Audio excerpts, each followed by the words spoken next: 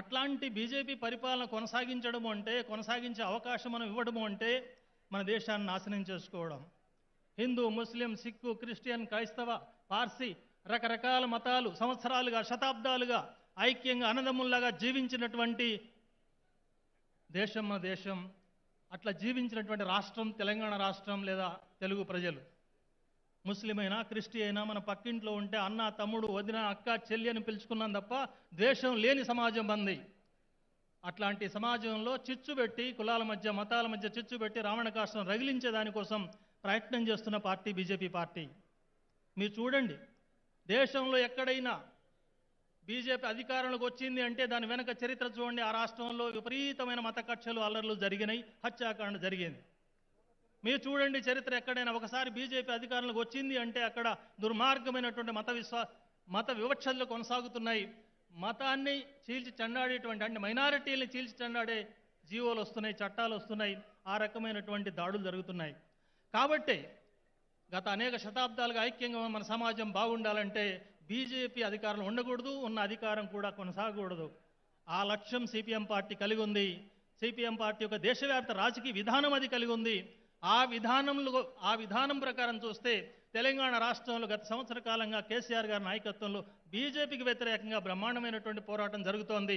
రాష్ట్రాల హక్కుల కోసం, రాజ్యాంగం నిలపడం కోసం, రాష్ట్రాలకు ఉన్నటువంటి ఆర్థిక అధికారాలని సాధించడం కోసం అనేక సమస్యలు, రైతాంగ ధాన్యం సమస్యలు కానీ, ఎలక్ట్రిసిటీ చట్టం విషయంలో కానీ అనేక విషయాల్లో ఈ ప్రభుత్వం తీసుకున్న వైఖరి మనందరికీ తెలుసు. అందుకే సిపిఎం పార్టీ బీఆర్ఎస్ యొక్క విధానాన్ని సమర్థిస్తోంది. అందుకే సిపిఎం పార్టీ బీఆర్ఎస్ యొక్క విధానాన్ని సమర్థిస్తోంది, శుభాకాంక్షలు చెబుతోంది. ఈ పార్టీ ముందుకు సాగాలని కోరుకుంటోంది. ఎన్నికలు, పొత్తులు, సీట్లు, ఏ సీటు, ఏ పోటీ, ఎవరు పోటీ, ఇవన్నీ చాలా చిన్న విషయాలు. అవి ఎన్నికలు వచ్చినప్పుడు మాట్లాడుకోవచ్చు. మునుగోడు వచ్చింది, మాట్లాడుకున్నాం. ఆనాడు బీజేపీ చెప్పింది, మమ్మల్ని రెచ్చగొట్టింది, కమ్యూనిస్టులారా మీకు దమ్ముంటే పోటీ చేయండి మునుగోడులో అన్నారు. నేను స్పష్టమైన ప్రకటన చేశాను వెంటనే, బీజేపీ నాయకులారా మాకు దమ్ముంది, మేము తెలివి తక్కువ వాళ్ళం కాదు. మా రాజకీయ విధానం ప్రకారం బీజేపీని బొందబెట్టే దానికోసం ఏ వైఖరి తీసుకోవాలో అది తీసుకుంటాం. ఆ వైఖరితో మునుగోడులో బుద్ధి చెప్పాం బీజేపీ పార్టీ. ఇప్పుడు కూడా అదే చెప్తున్నాం. రాబోయే కాలంలో తెలంగాణ రాష్ట్రంలో బీజేపీ అడుగు పెట్టకుండా, ముఖ్యంగా వామపక్ష ఉద్యమాల కిల్ల అయినటువంటి ఖమ్మం జిల్లా, ఉమ్మడి జిల్లాలో బీజేపీ అడుగు పెట్టకుండా, ఆ బీజేపీ పక్కన ఎవరు బయలుదేరినా, ఎవరు కొత్త బిచ్చగాళ్ళు దాన్ని మోసినా వాళ్ళ అడుగు ఊడేంత వరకు కమ్యూనిస్టులు నిద్రపోరు ఈ జిల్లాలో అనేది స్పష్టంగా మేము చెప్పదలుచుకున్న విషయం. ఆ రకమైన విధానంతో ముందుకు సాగుతామని తెలియజేస్తూ ముఖ్యమంత్రి గారికి నేను విజ్ఞప్తి చేస్తున్నా. ఉమ్మడి ఖమ్మం జిల్లా తరఫున ఖమ్మం జిల్లాలో ముఖ్యమైన సమస్యలు ఉన్నాయి. ఆ సమస్యల పరిష్కారం కోసం ఆలోచించాలి, సభలో ప్రకటన చేయాలని విజ్ఞప్తి చేస్తున్నాను. ఏనాడో ప్రారంభించాం దుమ్ముగూడెం జలసాధన కోసం. 2600 కిలోమీటర్ల సుదీర్ఘ పాదయాత్ర చేశాను నేను. ఆ తర్వాత రాజశేఖర రెడ్డి గారి ప్రభుత్వంలో ఆ ప్రాజెక్ట్ శాంక్షన్ అయింది, కానీ నిధులు లేవు. నిధుల కోసం రాజశేఖర రెడ్డి గారి ప్రభుత్వానికి ఒత్తిడి చేస్తూ ఆనాడున్న ప్రతిపక్షాలుగా సిపిఐ, సిపిఎం, అట్లాగే ML new democracy, Telugu Desam party అందరం కలిసి పాదయాత్ర చేశాం. నిధులు కొన్ని రాలేదు. ఆ తర్వాత పేర్లు మారినాయి, ప్లాన్లు మారినాయి, ఎక్కువైంది, తక్కువైంది. ఇప్పుడు సీతారామ ప్రాజెక్ట్ పేరుతో నడుస్తోంది, కానీ ఇప్పటికీ ఆ ప్రాజెక్ట్ పూర్తి కాలేదు. దయచేసి వీలైన త్వరగా ఆ ప్రాజెక్ట్ పూర్తి కావాలని కోరుతున్నాం. పోడు భూముల సమస్య చాలా కీలకమైంది ఈ జిల్లాలో. ఉమ్మడి జిల్లాలో అత్యధిక గిరిజన సీట్లు ఉన్నటువంటి జిల్లా ఉమ్మడి ఖమ్మం జిల్లా. ఈ గిరిజన పోడు భూముల సమస్య చాలా కాలంగా నలుగుతోంది. ఇటీవల ముఖ్యమంత్రి గారు చాలా మంచి ప్రకటన చేశారు. సాగులో ఉన్న ప్రతి భూమికి పట్టా ఇస్తామని చెప్పారు. మొన్న కూడా నేను మాట్లాడినప్పుడు ఈ ఫిబ్రవరిలోనే పట్టాలు ఇస్తామని చెప్పి ముఖ్యమంత్రి గారు చెప్పారు. చాలా సంతోషం. అయితే నాన్ గిరిజనుల సమస్య ఉంది, కేంద్ర ప్రభుత్వ చట్టం అది, దాన్ని ఏ రకంగా పరిష్కారం చేయాలనేది కూడా ఆలోచన చేయాలి. ఒకవేళ పట్టా ఇవ్వటంలో నాన్ గిరిజనులు ఉంటే కొంత ఆలస్యమైనా సరే 1 ఎకరం కూడా వాళ్ళని బేదఖలు చేయకూడదు, ఉన్న పొజిషన్లు కొనసాగించాలని ముఖ్యమంత్రి గారిని కోరుతున్నాను. అట్లాగే గిరిజన జిల్లాలో గిరిజన యూనివర్సిటీ పెట్టాలని చాలా కాలంగా డిమాండ్ ఉంది. భద్రాచలం రాములవారు, పోలవరంలో మునుగుతున్న రాములవారిని రక్షించాల్సిన అవసరం ఉంది. దానికి అవసరమైన చర్యలు తీసుకోవాలి. భద్రాచలం పట్టణం మునగకుండా భద్రాచలం పంచాయతీని ఒకే పంచాయతీగా కొనసాగించాల్సిన అవసరం ఉంది. దయచేసి ముఖ్యమంత్రి గారు ఆలోచించాలి. అట్లాగే భద్రాచలం పట్టణం మునగకుండా కరకట్టలు వాగ్దానం జరిగింది, 100 కోట్ల రూపాయలు ఇస్తామని చెప్పారు, అది కూడా అమలు జరపాల్సిన అవసరం ఉందని కోరుతున్నాను. అట్లాగే ఖమ్మం చాలా ముఖ్యమైనటువంటి విద్యా కేంద్రంగా ఉంది, కానీ దురదృష్టం ఇప్పటివరకు యూనివర్సిటీ, జనరల్ యూనివర్సిటీ లేదు. దయచేసి ముఖ్యమంత్రి గారు ఖమ్మంకు యూనివర్సిటీ కూడా మంజూరు చేయాలని మనస్ఫూర్తిగా కోరుతున్నాం. పరిశ్రమల్లో ఖమ్మం జిల్లా ఇంకా వెనుకబడి ఉంది. కానీ ఉన్న పరిశ్రమను కాపాడాల్సిన అవసరం ఉంది. ఖమ్మంలో వందల కొద్ది గ్రానైట్ ఫ్యాక్టరీలు ఉన్నాయి. గ్రానైట్ ఫ్యాక్టరీలు, గ్రానైట్లో పనిచేసే వర్కర్లు వేలాది మంది ఉన్నారు. వీళ్ళ హక్కుల కోసం కొంత ఆలోచన చేయాల్సి ఉంది. ప్రభుత్వం ఇటీవల దాని రాయల్టీ చాలా పెంచింది. ముఖ్యమంత్రి గారి ఆదేశంతో మన ఆర్థిక మంత్రి గారు నాకు ఉదయమే చెప్పారు, నిన్ననే ఒక జీవో ఇచ్చారు, 30 లక్షలుగా ఉన్న హెక్టార్ రేట్ని సగాన్ని తగ్గించామన్నారు. సంతోషం. అదే రకంగా సీ ఫారం సమస్య కూడా ఉంది, దాన్ని కూడా పరిష్కారం చేయాలని కోరుతున్నాను. ఈ సమస్యలన్నింటినీ కూడా పరిష్కరించి ఖమ్మం జిల్లాకు ఒక మంచి బాట చూపించాలని కోరుతున్నాం. ఆ రకమైన పరిపాలన విధానం ముందుకొస్తే ఖమ్మం జిల్లా ప్రజలందరూ ఖచ్చితంగా ఈ రకమైన అభ్యుదయ విధానానికే పట్టం కడతారు. బీజేపీ యొక్క ఫాసిస్ట్ శక్తుల్ని, దుర్మార్గమైన మతోన్మాదుల్ని ఈ జిల్లా నుంచి తరిమి కొట్టే ఉచితమైన పాత్ర నిర్వహిస్తారని చెప్పి నేను తెలియజేస్తూ నాకు ఈ అవకాశం ఇచ్చినందుకు ధన్యవాదాలు. మరొకసారి బీఆర్ఎస్ పార్టీకి, పార్టీ అధ్యక్షులకు, పార్టీ కార్యకర్తలకు, నాయకులకు అందరికీ సిపిఎం తెలంగాణ కమిటీ తరఫున జేజేలు తెలియజేస్తూ సెలవు. నమస్కారం. మన నాయకుడు వచ్చేస్తున్నాడు. ఇప్పుడు మన రవాణా శాఖ మాత్యులు, ఖమ్మం జిల్లా మంత్రివర్యులు పువ్వాడ అజయ్ కుమార్ గారిని ముఖ్యమంత్రులందరికీ కూడా స్వాగతం తెలియజేయాల్సిందిగా కోరుతున్నాను. జై తెలంగాణ! కేసీఆర్ గారి నాయకత్వం వర్ధిల్లాలి! బీఆర్ఎస్ పార్టీ వర్ధిల్లాలి! గౌరవ ముఖ్యమంత్రి వర్యులు, బీఆర్ఎస్ పార్టీ అధ్యక్షులు కల్వకుంట్ల చంద్రశేఖరరావు గారు విచ్చేస్తున్నారు. పెద్ద ఎత్తున మీరందరూ కరతాళతోని స్వాగతం పలకాల్సిందిగా కోరుతా ఉన్నాను. అలాగే వారితో పాటు గౌరవ ముఖ్యమంత్రి వర్యులు, ఢిల్లీ ముఖ్యమంత్రి వర్యులు అరవింద్ కేజ్రీవాల్ గారు విచ్చేశారు. వారిని సాధారణంగా వేదిక మీదకి ఆహ్వానిస్తా ఉన్నాం. వారితో పాటుగా కేరళ ముఖ్యమంత్రి వర్యులు శ్రీ పినరయి విజయన్ గారు విచ్చేశారు. వారిని కూడా వేదిక మీదకి సాధారణంగా ఆహ్వానిస్తా ఉన్నాం. వారితో పాటుగా పంజాబ్ ముఖ్యమంత్రి వర్యులు శ్రీ మాన్ గారు విచ్చేశారు. వారిని కూడా వేదిక మీదకి సాధారణంగా ఆహ్వానిస్తా ఉన్నాం. వారితో పాటుగా అఖిలేష్ యాదవ్ గారు, ఉత్తరప్రదేశ్ మాజీ ముఖ్యమంత్రి వర్యులు, సమాజ్వాదీ పార్టీ అధ్యక్షులు, వారిని కూడా సాధారణంగా వేదిక మీద ఆహ్వానిస్తా ఉన్నాం. అలాగే సిపిఐ పార్టీ జాతీయ కార్యదర్శి డాక్టర్ డి రాజా గారు ఇచ్చేశారు. వారిని కూడా వేదిక మీదకి సాధారణంగా ఆహ్వానిస్తా ఉన్నాం. వారితో పాటుగా వేదికను అలంకరించిన మంత్రివర్యులు, పార్లమెంట్ సభ్యులు, శాసన సభ్యులు, శాసన మండలి సభ్యులు, కార్పొరేషన్ సభ్యులు, చైర్మన్లు, జడ్పీ చైర్మన్లు, ఈ సమావేశానికి అశేషంగా విచ్చేసిన ఉమ్మడి ఖమ్మం జిల్లా నుంచి వచ్చిన బీఆర్ఎస్ శ్రేణులు, అక్క చెల్లెళ్ళు, అన్నదమ్ములందరికీ కూడా, మన ముఖ్య అతిథులందరికీ కూడా పెద్ద ఎత్తున స్వాగతం పలకాలని నేను మనస్ఫూర్తిగా కోరుకుంటూ, అతిథులందరూ కూడా వచ్చారు, వారందరినీ కూడా ఆశీనులు కావాల్సిందిగా కోరుతూ, మన ముఖ్యమంత్రి వర్యులు కేసీఆర్ గారు వచ్చారు. జై తెలంగాణ! వర్ధిల్లాలి కేసీఆర్ గారి నాయకత్వం! వర్ధిల్లాలి కేసీఆర్ గారి నాయకత్వం! వర్ధిల్లాలి బీఆర్ఎస్ పార్టీ! జై తెలంగాణ! మరి ఈ రోజున ఖమ్మంలో ఇంత పెద్ద ఎత్తున జరుగుతున్న ఈ సభకు విచ్చేసిన లక్షలాది మందిగా వచ్చేసిన అశేష జనవాహినికి స్వాగతం పలుకుతూ, ఈ సమావేశం చరిత్రలో, మన ఖమ్మం జిల్లా చరిత్రలో ఇంత పెద్ద ఎత్తున సమావేశం నిర్వహించుకోవటం ఇదే మొదటిసారి. టిఆర్ఎస్ పార్టీ బీఆర్ఎస్ పార్టీగా ఆవిర్భవించిన సందర్భంగా జరుగుతున్న ఈ సభకి మన గౌరవ ముఖ్యమంత్రి వర్యులు కల్వకుంట్ల చంద్రశేఖరరావు గారు మన వారి స్థానంలో ఆసీనులు అవుతా ఉన్నారు. వారితో పాటుగా అరవింద్ కేజ్రీవాల్ గారు, భగవంత్ సింగ్ మాన్ గారు, విజయన్ గారు, వారితో పాటుగా వచ్చిన అఖిలేష్ యాదవ్ గారు, డి రాజా గారు కూడా వేదికను అలంకరించవలసిందిగా కోరుతూ, ఈ సభని ముందుకు తీసుకెళ్లవలసిందిగా మన నాయకుడు కేసీఆర్ గారిని కోరుతూ విరమిస్తా ఉన్నా. జై తెలంగాణ! నాతో అందరూ చేతుల పైకి ఎత్తి లేపి ఒక్కసారి కేసీఆర్ గారి నాయకత్వం, కేసీఆర్ గారి నాయకత్వం, కేసీఆర్ గారి నాయకత్వం. ధన్యవాదాలు. జై భారత్! జై బీఆర్ఎస్!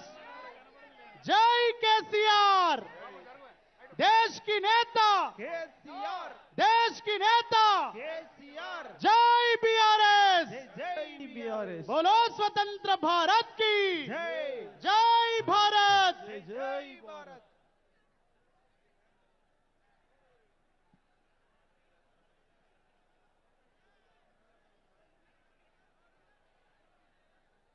దయచేసి ఎక్కడ వాళ్ళు అక్కడ ఆసీనులు కావాలి, కుర్చీలలో అందరూ కూడా కూర్చోవాలి.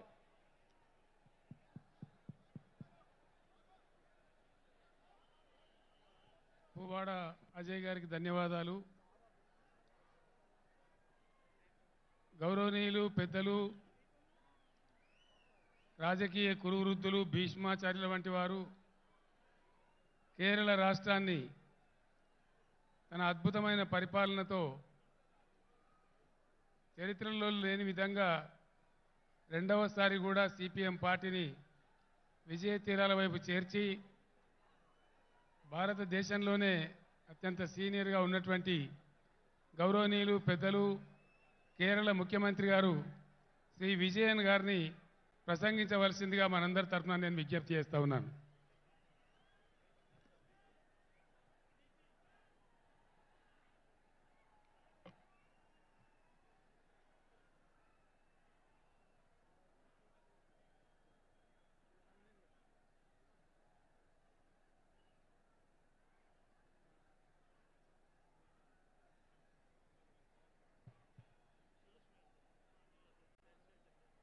Dear sisters and brothers,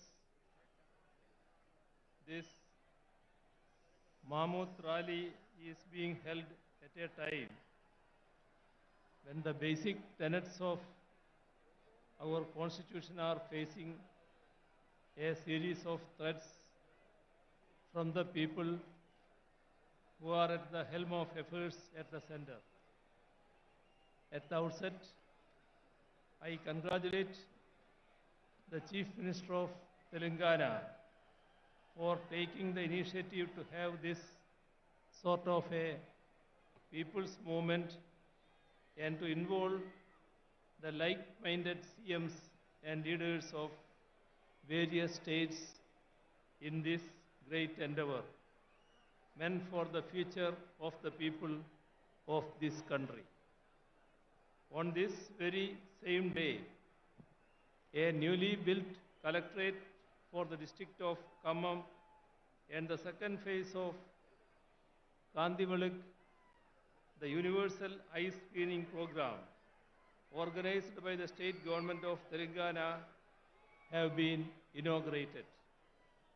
This needs special mention because through them, at one stroke itself, the state government is improving governance as well as public services so as to better the lives of the people of Telangana.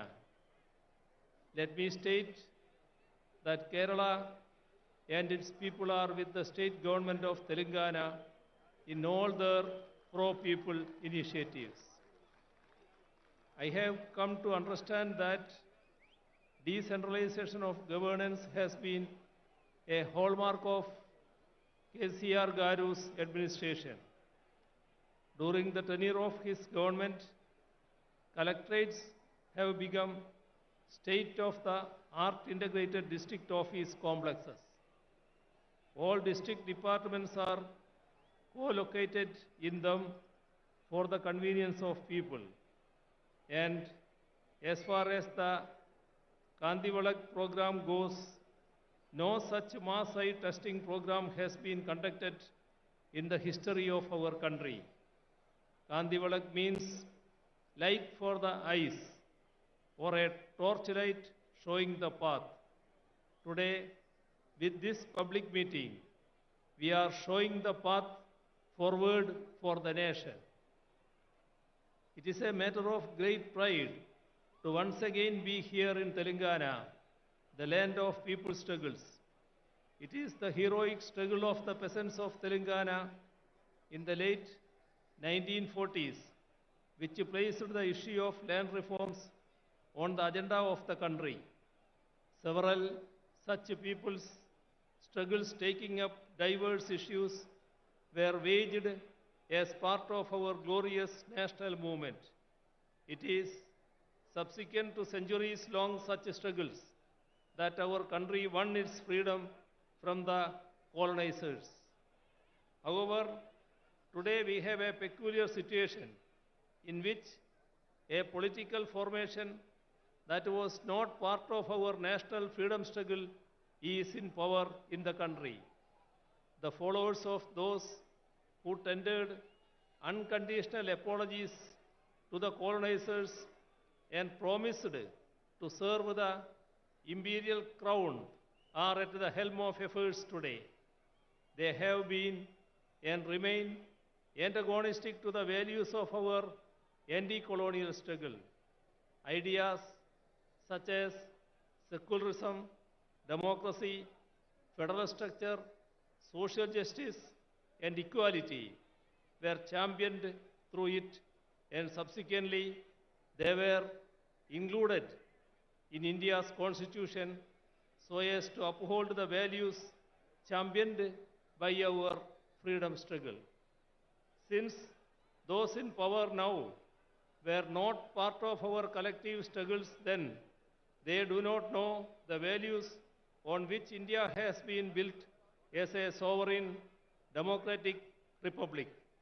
So, they seek to alter the basic structures on which our modern nation has been built, even as they call for celebrations such as Azadi Ka Amrit Mahotsav to commemorate the 75th anniversary of India's independence.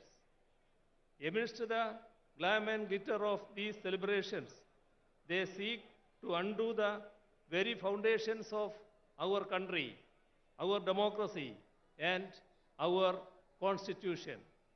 Our constitution starts with the preamble in which we have enshrined the basic values that we uphold as Indians: sovereign, socialist, secular, democratic, republic, justice, liberty, equality, and fraternity. By signing various international defense agreements, they go against the concept of sovereignty. By allowing the concentration of wealth through consistent appeasement of corporates, they go against the concept of socialism. By seeking to replace parliamentary democracy with presidential form of governance, they go against the concept of democracy. By enacting laws which divide the people on communal lines, as in the case of the Citizenship Amendment Act, they thwart the concept of secularism. After the preamble comes part 1, in which we define India. It states, India, that is Bharat, shall be a union of states. The states are the basic units of India, our country. It is the union of states that creates India, our country. That is why India has a federal structure. Yet those in power think that we are a unitary state. We need to remember that their predecessors had promised to declare India as a unitary state in their manifesto published in the run-up to the 4th general election held in India in 1967. The union government is consciously trying to destroy the country's federal structure.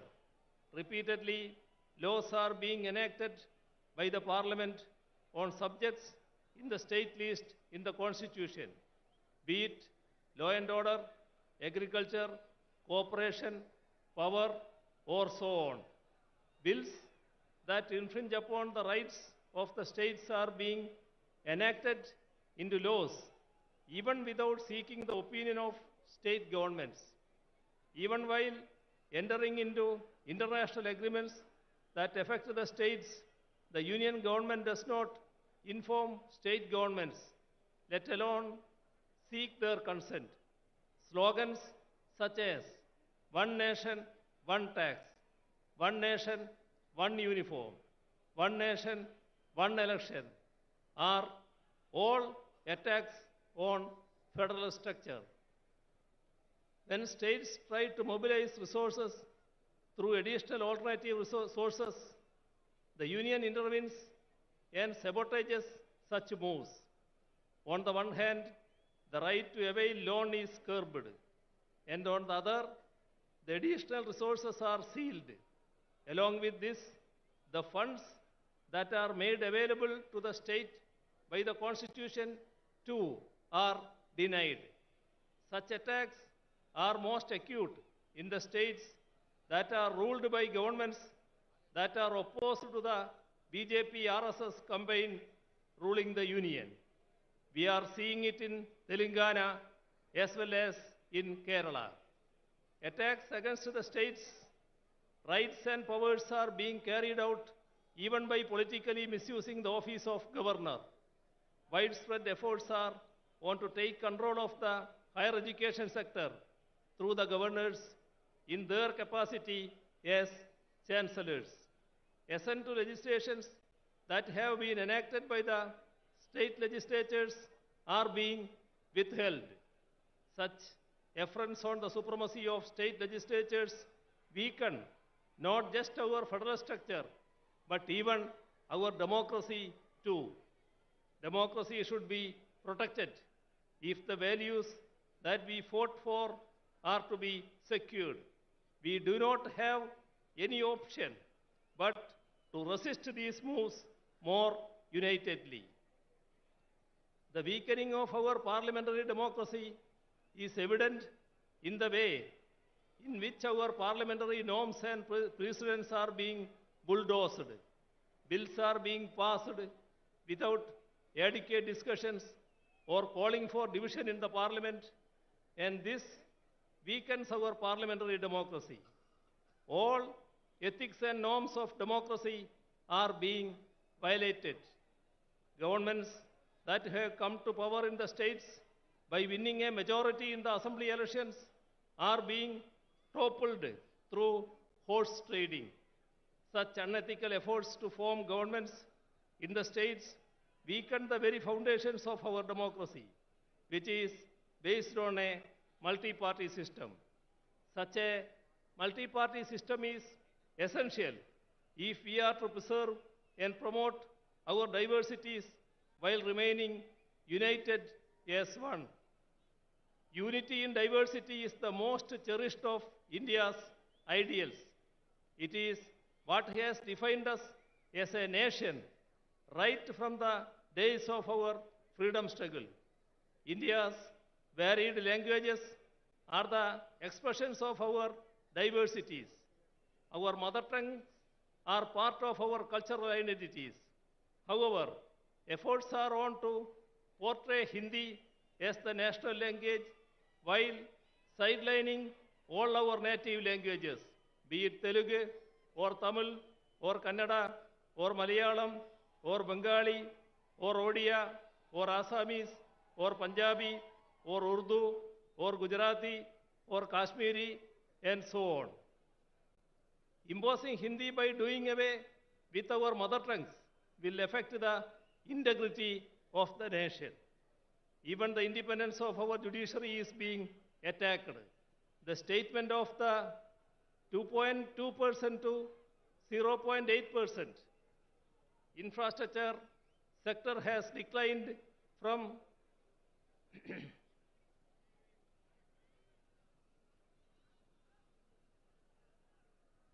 the statement of the law minister to the effect that the union government should have a decisive say in the appointment of judges goes to prove that the BJP government is hell-bent on destroying judicial autonomy and to subvert the judiciary into a nominated body of the union government.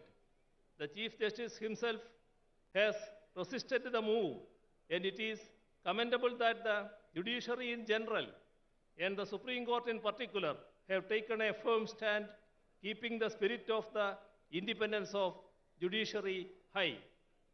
Not merely members of the union cabinet, but even the nominees are trying to meddle with the autonomy of the judiciary.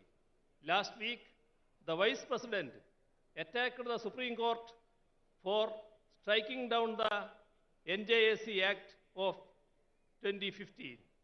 He even went on to say that he does not agree with the restriction imposed by the Supreme Court, which ensures that the Parliament cannot amend the basic structure of the Constitution. It is rather unfortunate that even the highest office, such as the Vice President, are making certain remarks that go against the Constitution and its spirit. India's identity as a democratic and secular country was molded in the fire of our anti-colonial struggle. The concept of India that is inclusive of different languages and cultures emerged during our national movement. Right now, these very characteristics of India are under a grave threat. The threat is posed by the present generation of those who were sycophants of the empire but betrayers of our struggles. It was those betrayers who murdered the father of our nation. Gandhiji, a practicing Hindu, was killed by the proponents of Hindutva. That is ample proof that Hindutva is not the same as or even related to Hinduism. The religion resorting to Hindutva efforts are on to create communal polarization in the country. By creating polarization, a last-ditch effort is being made to diffuse the public anger against the misplaced policies of the Union government. The fallout of such anti-people policies are there all around us. Public sector enterprises, which are the wealth of the nation, are being sold off. In the last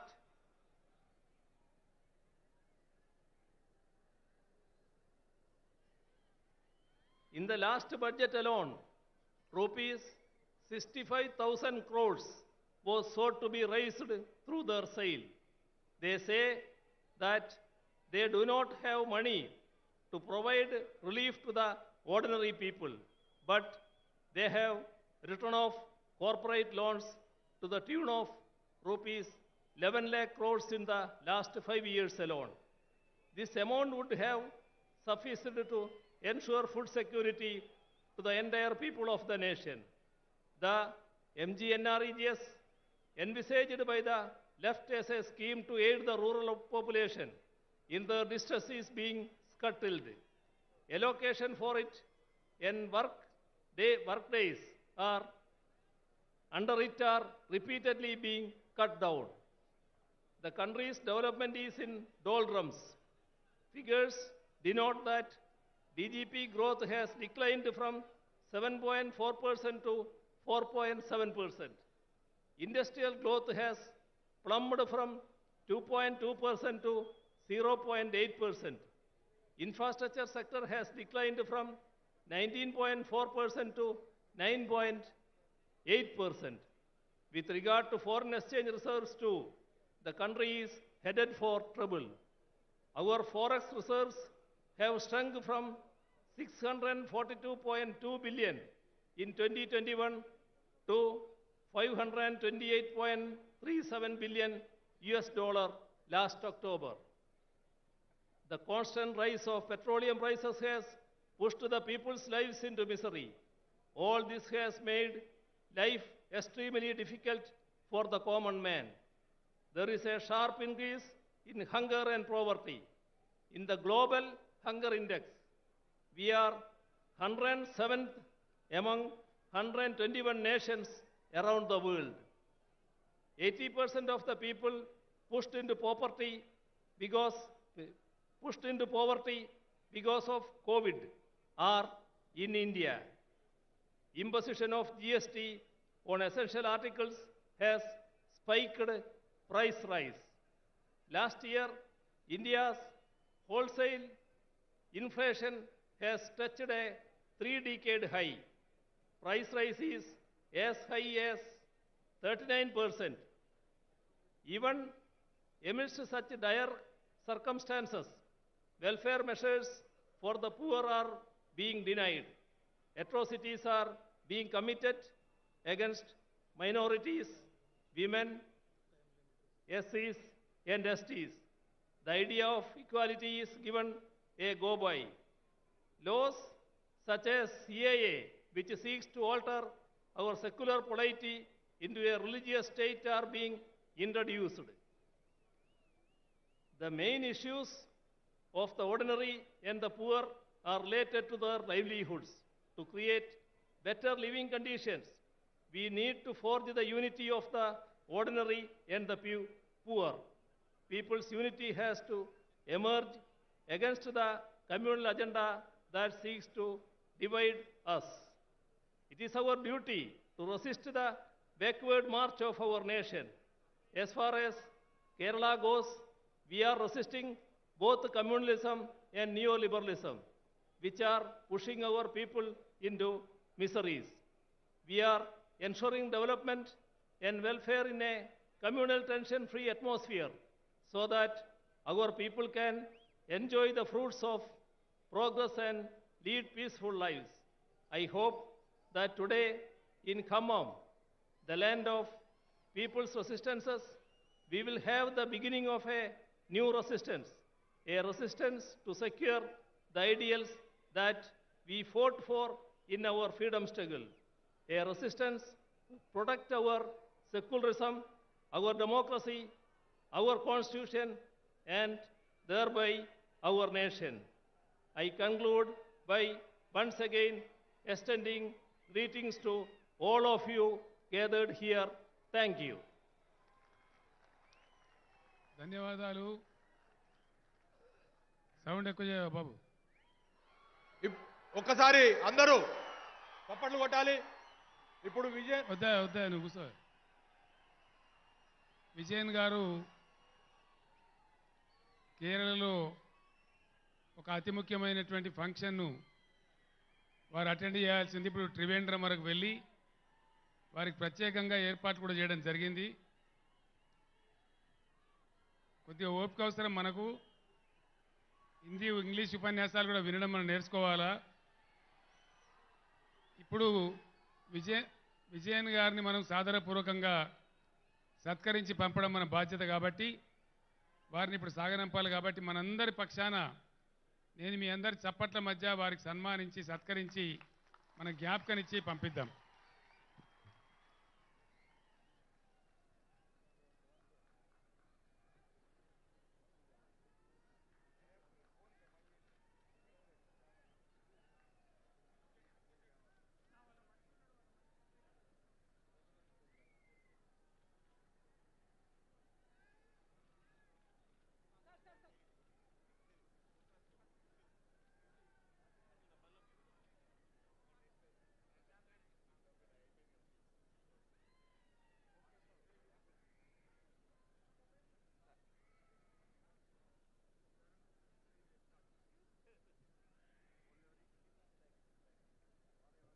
ఇప్పుడు మనము ఎర్ర జెండా నాయకుల ఉపన్యాసం విన్నాం. ఎర్ర టోపీ పెట్టుకునేటువంటి party భారతదేశంలోనే చాలా పెద్ద రాష్ట్రానికి ప్రాతినిధ్యం వహించి ముఖ్యమంత్రిగా పనిచేసి ఇప్పుడు ప్రతిపక్ష నాయకునిగా పనిచేస్తున్నటువంటి ఉత్తరప్రదేశ్ మాజీ ముఖ్యమంత్రి, సమాజ్వాదీ పార్టీ అధ్యక్షులు, మన తెలంగాణకు అత్యంత ఆప్త మిత్రులు, ఆత్మీయ మిత్రులు గౌరవనీయులు శ్రీ అఖిలేష్ యాదవ్ గారు తమ సందేశాన్ని ఇస్తారు.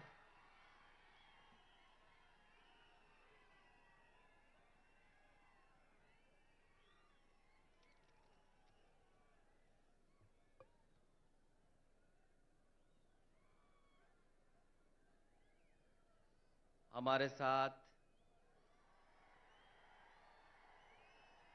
मंच पर आपके सबसे प्रिय नेता और यहाँ के मुख्यमंत्री आदरणीय के चंद्रशेखर राव जी, मंच पर उपस्थित दिल्ली के मुख्यमंत्री अरविंद केजरीवाल जी, पंजाब के मुख्यमंत्री श्री भगवत मान जी, सीपीआई के जनरल सेक्रेटरी आदरणीय डी राजा जी, और मंच पर उपस्थित सभी बीआरएस पार्टी के सभी वरिष्ठ नेता, यहां पर इस सभा में उपस्थित बीआरएस पार्टी के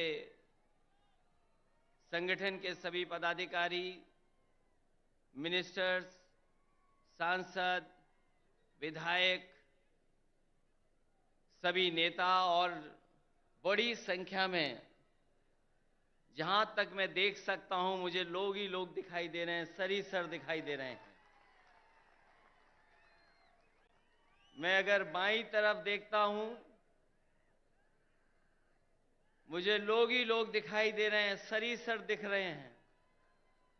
दाईं तरफ देखता हूं तो सर दिखाई दे रहे हैं। और मैं जब सामने देखता हूं, जहां तक देख सकता हूं वहां तक मुझे लोग दिखाई दे रहे हैं। मैं इस ऐतिहासिक धरती पर, खम्मम की ऐतिहासिक धरती पर, मैं आदरणीय के साहब का बहुत बहुत धन्यवाद और आभार प्रकट करता हूं कि यहां पर इतनी बड़ी संख्या में आपने बुला करके पूरे देश को एक संदेश देने का काम किया है। आज सुबह से लगातार हम लोग काम देख रहे हैं। मैं सामने जहां पर बिल्डिंग में हम लोग बैठे थे, ये इंटीग्रेटेड जो ऑफिस बनी है, कॉम्प्लेक्स बना है, एक ये उदाहरण है सरकारों के लिए कि एक जगह कैसे अधिकारी बैठ सकते हैं और जनता को तकलीफ और परेशानी नहीं होगी, एक ही जगह पर समस्या का समाधान हो जाएगा। ये खम्मम वो धरती है जिसने हमेशा इतिहास बनाने का काम किया है। यहां के लोगों ने बड़ी से बड़ी हुकूमत रही होंगी, ताकतें रही होंगी, उनके खिलाफ अपनी आवाज उठाने का काम किया है। यहां के किसान, यहां के नौजवान, अगर किसान कभी इकट्ठे हुए हैं और अपनी आवाज को बुलंद करना पड़ा होगा, तो यहां के किसान इकट्ठे होकर के अपनी आवाज बुलंद कर करके उस समय की हुकूमत को हिला के रख दिया। मुझे उम्मीद है कि आने वाले समय में जो हालात हैं देश के, जिन परिस्थितियों से हम लोग गुजर रहे हैं, जहां भारत सरकार और खासकर भारतीय जनता पार्टी, जिसकी सरकार दिल्ली में है, एक एक सरकारें जो चुनी हुई उनको परेशान कर रही है।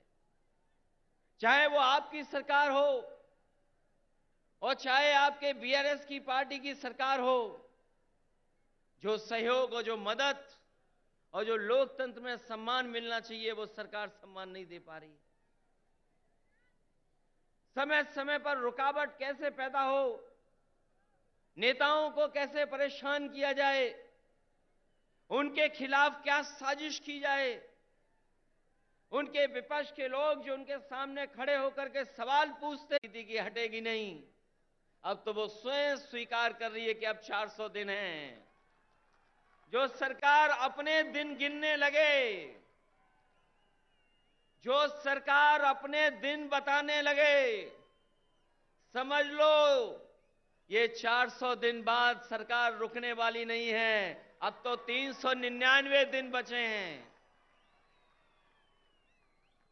और जैसा कि भारतीय जनता पार्टी का समय समय पर जो बुनियादी मुद्दे हैं कि महंगाई कैसे कम हो, बेरोजगारी कैसे कम हो, हमारे लोग जो भारत छोड़ करके चले जा रहे हैं, कुछ लोग तो अपनी खुशहाली के लिए जा रहे हैं, लेकिन बड़ी संख्या में लाखों लोग ऐसे हैं जो धन दौलत उनके पास है, वो इस देश में रहना नहीं चाहते, क्योंकि ये सरकार उनको रहना नहीं देना चाहती। इनके पास बुनियादी ठोस मुद्दे जो किसान की जरूरत के वो नहीं पूरे कर रहे हैं। आपको सबको याद होगा यही बीजेपी के लोगों ने कहा कि हम किसानों की आय 2022 तक दोगुनी कर देंगे, किसान की आमदनी दुगनी हो जाएगी। हालांकि 2023 शुरू हो गया है, लेकिन मुझे तो ये लगता है किसान की तकलीफ और परेशानी को देख करके इन भारतीय जनता पार्टी के लोगों का 2022 अभी खत्म नहीं होगा, इनका 22 खत्म नहीं होगा, 23 आ गया, 24 आ जाएगा। लेकिन भारतीय जनता पार्टी ने जो वादा किया था कि 22 तक हम किसानों की आय दोगुनी कर देंगे, वो अभी दोगुनी नहीं हुई है। हमारा किसान तकलीफ और परेशानी में है, उसको वादा तो कर रहे हैं, लेकिन जो बुनियादी उसे मदद मिलनी चाहिए वो मदद नहीं मिल पा रही है। ये हमारा जो नौजवान दिखाई दे रहा है, ये नौकरी और रोजगार की तलाश में अपना भविष्य चौपट कर रहा है। ये सरकार कोई ठोस कदम नहीं उठा पा रही। आपका प्रदेश में तो सरकार है जहां मुख्यमंत्री काम कर रहे हैं, लेकिन हम तो अपने प्रदेश में देखते हैं जहां पर बड़े पैमाने पर बेरोजगारी है। जैसे ही चुनाव आ गया है, इन्होंने तय कर लिया है कि जगह जगह इन्वेस्टमेंट मीट करेंगे और इन्वेस्टमेंट मीट के बहाने लोगों को धोखा देंगे। ये प्रचार के माध्यम से धोखा देना चाहते हैं। वैसे तो समय समय पर देश के लोग और देश के जो नेता होते हैं वो G20 की अध्यक्षता कर रहे हैं, लेकिन इस बार इन्हें मौका मिला है अध्यक्षता करने का। मुझे लगता है कि केवल चुनाव के लिए ही प्रचार करेंगे, उसमें कोई ठोस कदम नहीं उठाएंगे। इसलिए आज जब हम इतनी बड़ी संख्या में लोगों के सामने इकट्ठे हुए हैं, जहां मुझे लोग ही लोग दिखाई दे रहे हैं, उनके सामने मैं कह सकता हूं कि अगर तेलंगाना में सफाया हो रहा है बीजेपी का, तो उत्तर प्रदेश भी पीछे नहीं रहेगा। आप अपने प्रदेश से हटाइए, यूपी से हम लोग मिलकर के उनको हटाने का काम करेंगे। हम यूपी वाले यही जानते हैं कि जिन्हें प्रधानमंत्री बनना है वो उत्तर प्रदेश जरूर आते हैं। इसीलिए आपने देखा होगा गुजरात से उत्तर प्रदेश आए। अगर गुजरात से प्रधानमंत्री बन सकते होते तो शायद गुजरात वो नहीं छोड़ते, लेकिन उत्तर प्रदेश के साथ जो धोखा हुआ है उसकी आप कल्पना नहीं कर सकते हैं। मां गंगा हमारी पूजा का, हमारी आस्था का, हमारी संस्कृति की स्थान है। एक पानी का जहाज चला करके, विलासिता का जहाज चला करके न जाने क्या सपने दिखा रही है सरकार। और जिस मां गंगा को साफ हो जाना चाहिए था, मां गंगा वैसी की वैसी है, नदी साफ नहीं है, नदी को साफ नहीं कर पाए। मुझे खुशी है इस बात की कि जब मैं मुख्यमंत्री था उस समय आपके मुख्यमंत्री जी ने एक फैसला लिया था कि यहां पर किसानों के खेत तक और घरों में पानी पीने का कैसे इंतजाम किया जाए। वो जो इंटीग्रेटेड इरिगेशन सिस्टम का आपने शुरुआत की, मैं आपको बधाई देता हूं और जनता को भी बधाई देता हूं, उनका धन्यवाद देता हूं कि आपके प्रदेश से शुरू हुई योजना जहां पर खेत को पानी, घर में पानी का इंतजाम किया, वही तो भारत सरकार नकल कर रही है। जो आज भारत सरकार नकल कर रही है वो कहीं ना कहीं आपकी देन है। जिस सरकार ने एक उदाहरण पेश किया हो, और न केवल इरिगेशन में और भी क्षेत्रों में, मैं ऐसे सरकार के लोगों को बधाई देता हूं और खासकर मुख्यमंत्री जी को बधाई देता हूं। जहां इतना विकास हो रहा हो, वहीं भारतीय जनता पार्टी के लोग देश को पीछे ले जाना चाहते हैं। उनके मुद्दे, उनके फैसले हमें और आपको पीछे ले जा रहे हैं। इसलिए आज जरूरत है प्रोग्रेसिव नेताओं की, प्रोग्रेसिव सरकारों की। और मुझे उम्मीद है कि जिस तरीके से भारतीय जनता पार्टी ने देश को पीछे कर दिया है हर चीज में, हम सब मिलकर के जो मंच पर बैठे हैं और प्रदेशों में भी हैं, जो साथ मिलकर के काम करेंगे तो देश को एक नई सरकार भी और नए तरह का एक प्रोग्रेसिव एजेंडा देकर के देश को आगे ले जाने का काम करेंगे। मैं एक बार फिर बधाई देता हूं कि आपने जितना प्रचार करना चाहिए था, आपने भगवान विष्णु, उनके अवतार भगवान नरसिम्हा जी का जो मंदिर का निर्माण कराया, मैं आपको बधाई देता हूं। आपने काम ज्यादा किया, प्रचार कम किया, लेकिन कुछ लोग तो ऐसे हैं जो काम कम प्रचार ज्यादा करते हैं।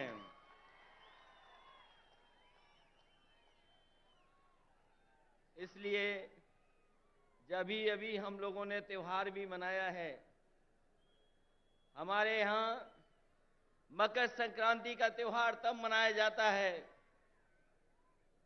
जब सूर्य उत्तरायण हो जाता है। अगर हम मकर संक्रांति मनाते हैं तो देश में अलग अलग जगह अलग अलग त्योहार मनाते हैं।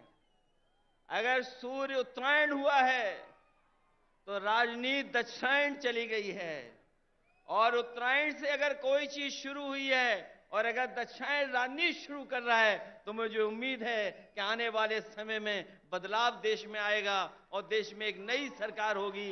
ये भारतीय जनता पार्टी के लोग नहीं रहेंगे, क्योंकि इनके पास भ्रम और जाल फैलाने के अलावा कोई रास्ता नहीं है। ये समय समय पर भ्रम फैलाते हैं, समय समय पर जाल फेंकते हैं। ये भारतीय जनता पार्टी भ्रम जाल पार्टी है, इससे सावधान रहना। हम लोग तो सावधान कर ही रहे हैं, लेकिन आप लोग भी सावधान करना, जिससे देश में एक नया परिवर्तन आए। मैं इन्हीं शब्दों के साथ आप सबका बहुत बहुत स्वागत करता हूं, बधाई देता हूं। इस ऐतिहासिक धरती पर जो ऐतिहासिक जनसभा हुई है उसके लिए बहुत बहुत बधाई। और यहां पर जितने भी दूसरे दलों के नेता हैं, मैं उन सब का स्वागत करता हूं। और एक बार फिर आपके मुख्यमंत्री केसीआर राव साहब का बहुत बहुत स्वागत और बहुत बहुत धन्यवाद और बहुत बहुत बधाई। हम सबको यहां पर इकट्ठा करने के लिए और लाने के लिए बहुत बहुत धन्यवाद आपका। సోదరులారా, మనకు కొద్దిగా ఓపిక అవసరము. అతిథులను పిలుచుకున్నాం కాబట్టి కొద్దిసేపట్లో నేను మాట్లాడతా. ఇప్పుడు గౌరవనీయులు కమ్యూనిస్ట్ పార్టీ ఆఫ్ ఇండియా ఎవరైతే తెలంగాణ రాష్ట్రం ఏర్పాటు కావడానికి నేను ఢిల్లీలో ఎక్కే గుమ్మం దిగే గుమ్మం అన్నట్టుగా పార్టీ ఆఫీసుల చుట్టూ తిరుగుతుంటే మన బాధ చూడలేక రాజా గారు, డి రాజా గారు, ఢిల్లీలో సిపిఐ కార్యాలయానికి నేను ఎప్పుడు వెళ్ళినా చంద్రశేఖరరావు గారు మీ టైం వస్తుందండి, మీరు భయపడకండి, మీ కోరిక నెరవేరుతుందండి అని కౌగిలించుకొని మరీ ప్రేమతో చెప్పేవారు. వారు అప్పుడు సెక్రటరీ కింద మెయిన్ సెక్రటరీ ఉండేవారు. అప్పుడు ఏబి బర్ధన్ గారు ఉండేవారు. తర్వాత వారే బర్ధన్ గారిని కూడా ఒప్పించి జాతీయ కార్యవర్గాన్ని ఒప్పించి సిపిఐ అఖిల భారత సమావేశంలో మొట్టమొదటిసారి తెలంగాణ రాష్ట్రం కావాల్సిందే అని తీర్మానం చేయించినటువంటి మహానుభావుడు, గొప్ప వ్యక్తి, మన తెలంగాణ ప్రేమికుడు, గౌరవనీయులు నేటి సిపిఐ జాతీయ కార్యదర్శి గారు గౌరవనీయులు శ్రీ డి రాజా గారు ప్రసంగిస్తారు. బాగా సపోర్ట్లు కొట్టాలి, మన తెలంగాణకు సపోర్ట్ చేసిన వారు.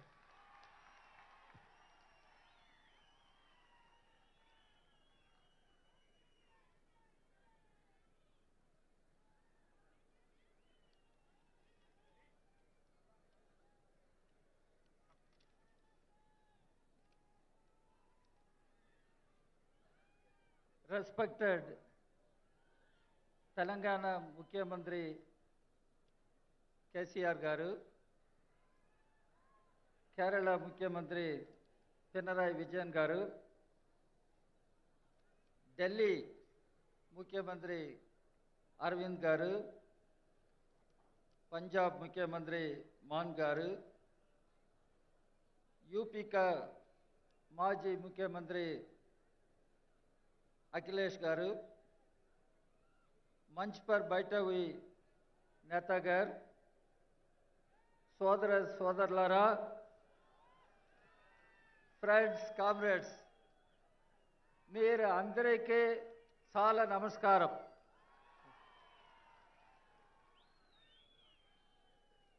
తెలుగు సులభమే వచ్చి అందుకోసం ఇంగ్లీష్లో నేను మాట్లాడు. Okay. So, friends and comrades, I take this opportunity to pay my tributes to the great martyrs, the heroes of this revolutionary soil of Telangana. Comrade Ravi Narayan Reddy, great poet Magdum Maidin, Comrade Giri Prasad, and many other great martyrs. I salute them. I pay my tributes to them all. At the outset, I congratulate Telangana Chief Minister, my very dear, beloved KCR Garu, not only for organizing such a wonderful meeting, but for the innovative measures he has been taking for providing good governance to the people of Telangana. And I understand Telangana is one state where you do not confront power cuts. Telangana is one state where the people, common people, get good drinking water. Telangana is one state where we come to know about Rayatu Bandhu, Dalit Bandhu, and several other schemes. Now, he has invited us to participate in the Kanti Vengulu program. I congratulate Mr. KCR, and I wish him all the best in the coming days. Friends, comrades, after a few days, we will be celebrating the Republic Day of our country. But we all should understand the Republic of India is in danger, is in crisis. Why? There is a disastrous move, attack by BJP, RSS combined. They are posing grave threat to the very constitution of our country, democracy of our country, and trying to change the constitution and the democratic rule in our country. Our constitution defines India should be a secular nation. Our constitution defines Indian state should be a welfare state. Our constitution defines Indian state should be a federal state. But what is happening today? RSS, BJP combined wants to change the fundamental tenets of our constitution and impose a medieval monolithic socio-political order on our people. And they want to replace the secular state by a theocratic state. Youth, people of Telangana should know it was Dr. Ambedkar. It was Dr. Ambedkar who won the nation. If at all India becomes a Hindu Rashtra, that will be the biggest calamity. This is what Dr. Ambedkar said. Now, we are facing such a calamity. We are facing such a threat from BJP, RSS combined. How to stop this? How to stop this? How to stop this? Indian state should be a welfare state. Now, Telangana Mukhyamantri KCR has initiated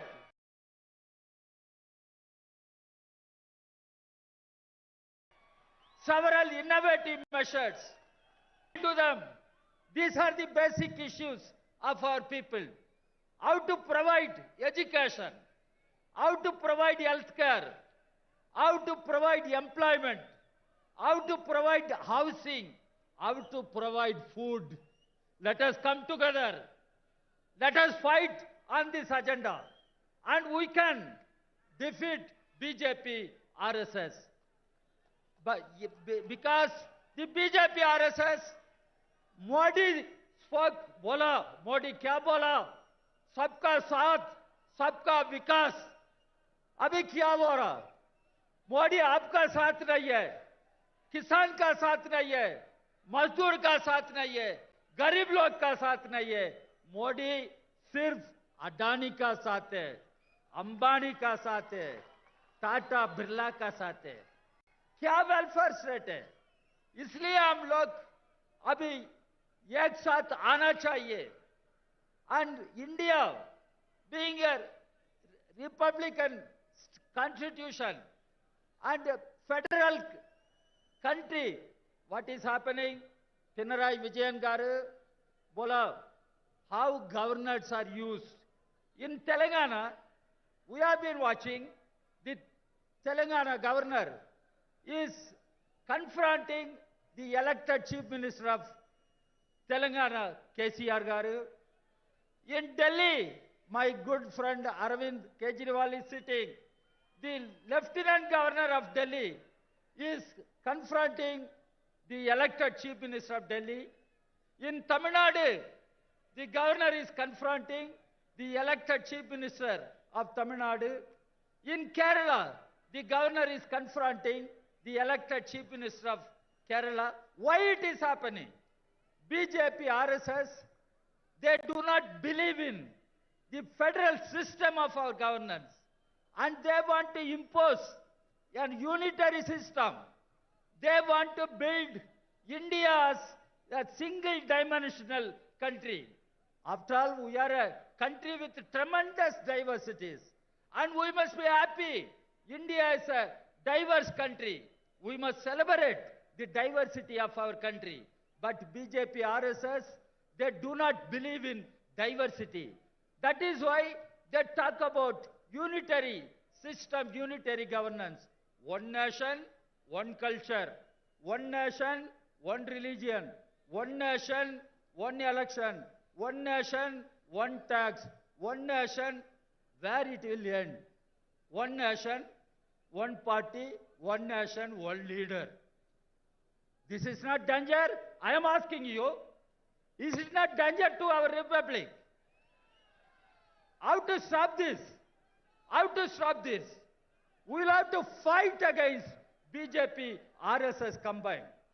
And we will have to defeat them in the forthcoming 2024 elections. India, if at all, has to be saved. Republic has to be reclaimed.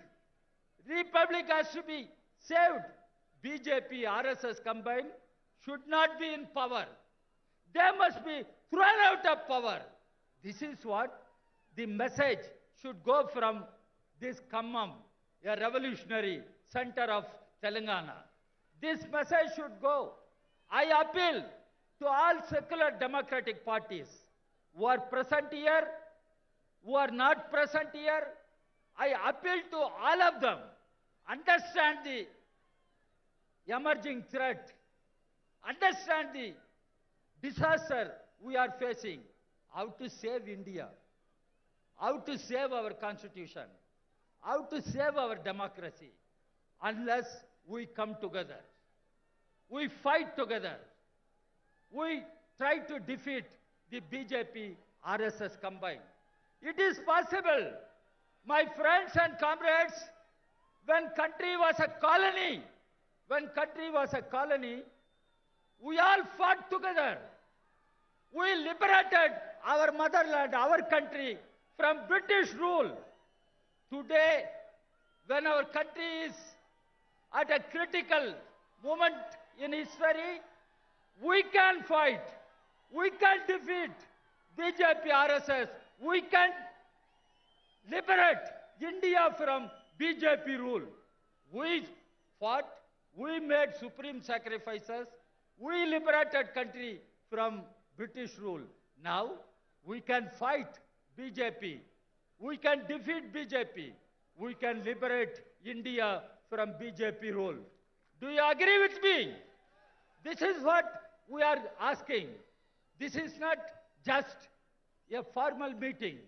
This meeting should convey a message. Convey a message. After Republic Day, we will celebrate, observe Mahatma Gandhi's Martyrdom Day. What is the meaning of martyrdom of Mahatma Gandhi? Is it just a ritual to go and pay homage to Mahatma Gandhi? No. It was Mahatma Gandhi who said, Ishwar Allah tere naam, sabko sanmati de Bhagavan. Bhagavan, you are Ishwar. Bhagavan, you are Allah. Give good sense to all our people. Sabko sanmati de Bhagavan. If Gandhi comes before you, Gandhi will not ask for sanmati sabko. Gandhi will ask, भगवान सिर्फ मोदी मोहन भागवत अमित शाह को सन्मति दे भगवान. This is what Gandhi will pray. So friends, comrades, when our country is at a critical point in its history, when the constitution under threat, when the democratic polity is under threat, it is the task before all secular democratic parties who are represented here, who are not represented here but outside. We all will have to come together and work together to fight BJP and defeat BJP. That is the task before everyone. And let us take a pledge from this rostrum and let us move forward with united spirit, and success is ours. And let us tell BJP RSS, they cannot deceive the people. They cannot dismantle our republic. And the defeat of BJP is sure, but it is in our hands. So secular democratic parties, forces must come together, fight BJP and save the country, save the constitution. With these words, once again I congratulate our beloved KCR Garu and express my sincere gratitude to KCR Garu. I thank all of you. Thanks. Thank you so much, Raja Garu.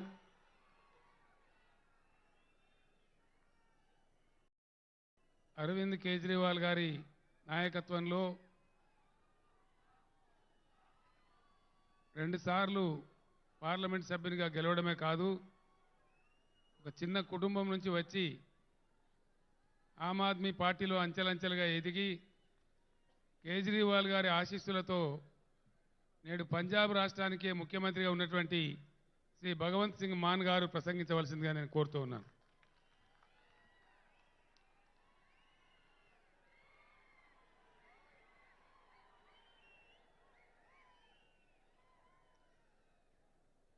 Khammam की ऐतिहासिक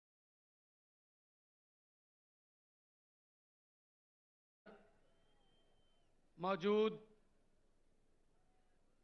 तेलंगाना के लोकप्रिय मुख्यमंत्री श्री के चंद्रशेखर राव जी, आम आदमी party के national convener और दिल्ली के क्रांतिकारी मुख्यमंत्री श्री अरविंद केजरीवाल जी, समाजवादी पार्टी के अध्यक्ष और यूपी के एक्स मुख्यमंत्री अखिलेश यादव जी, सीपीआई के जनरल सेक्रेटरी डी राजा जी और केरला के मुख्यमंत्री जो बोलकर चले गए हैं, और बाकी सभी बीआरएस पार्टी के नेतागण और ऑफिसर साहबान और इतनी भारी संख्या में यहाँ पर हमारा हौसला बढ़ाने के लिए आने के लिए शुक्रिया। आपका एक एक कदम हमारे सर माथे पर। सबसे पहले सबको नमस्कार, सत श्री अकाल।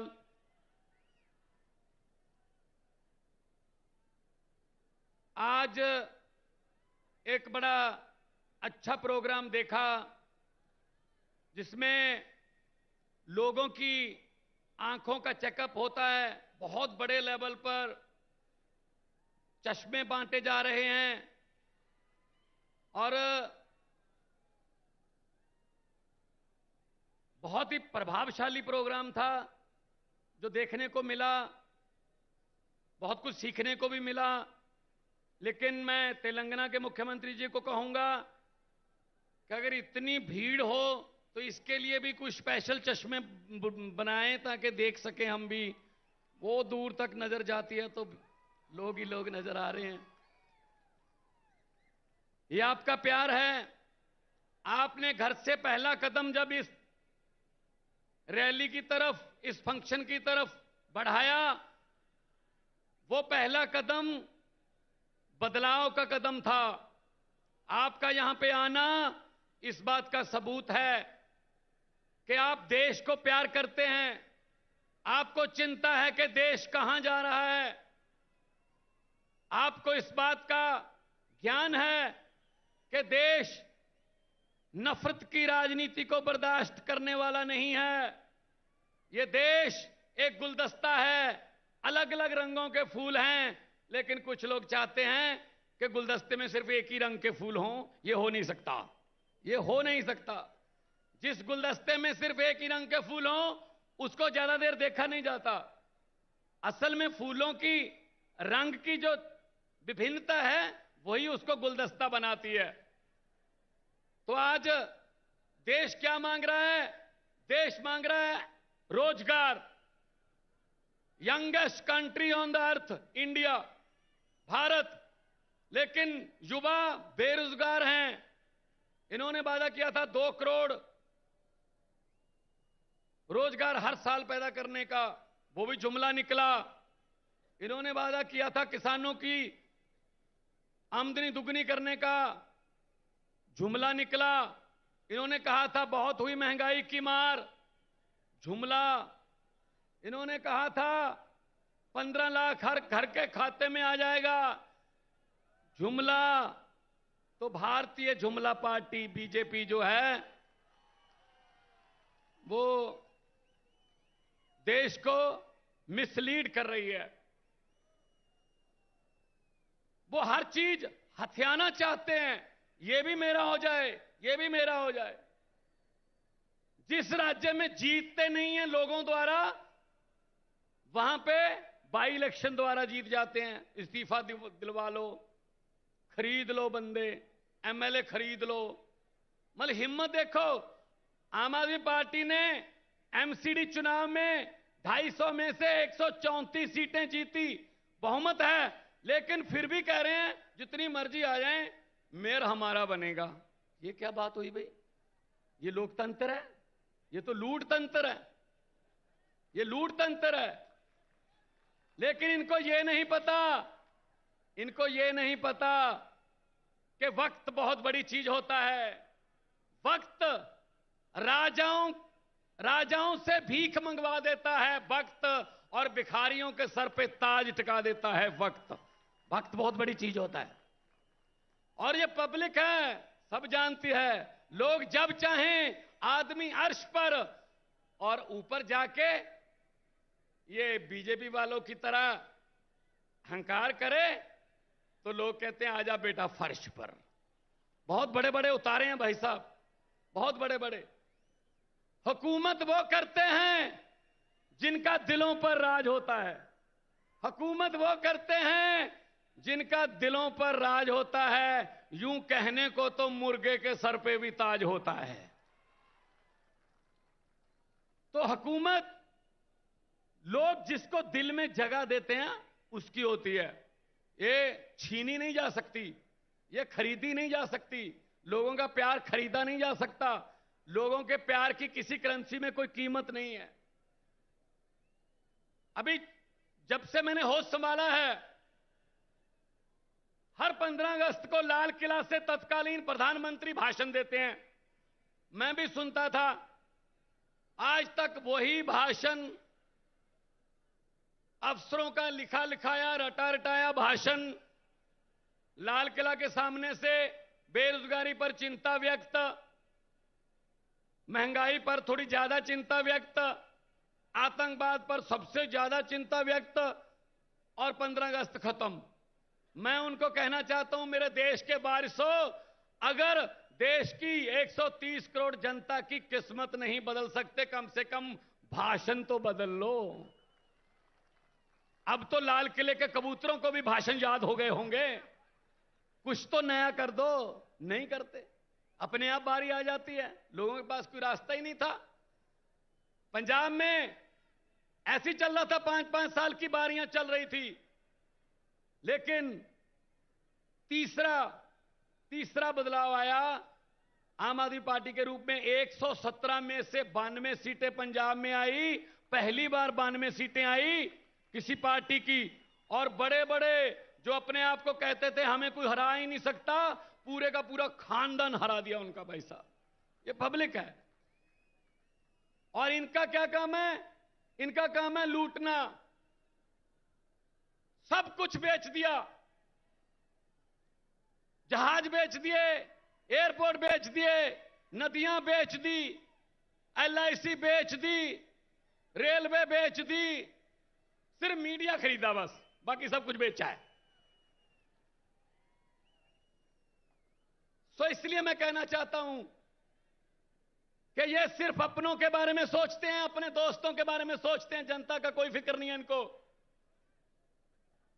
अगर किसी नदिया के घाट पर ये बीजेपी वाले बस जाते, अगर किसी नदिया के घाट पर ये बीजेपी वाले बस जाते, तो लोगों के प्यासे होंठ 2 बूंद पानी के लिए भी तरस जाते।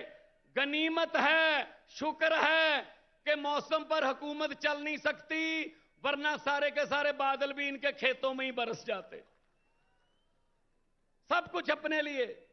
ये राज्य भी दे दो, ये राज्यपालों से तंग। राज्यपालों को कहते हैं काम नहीं करने देना, स्कूल नहीं खोलने देने केजरीवाल को।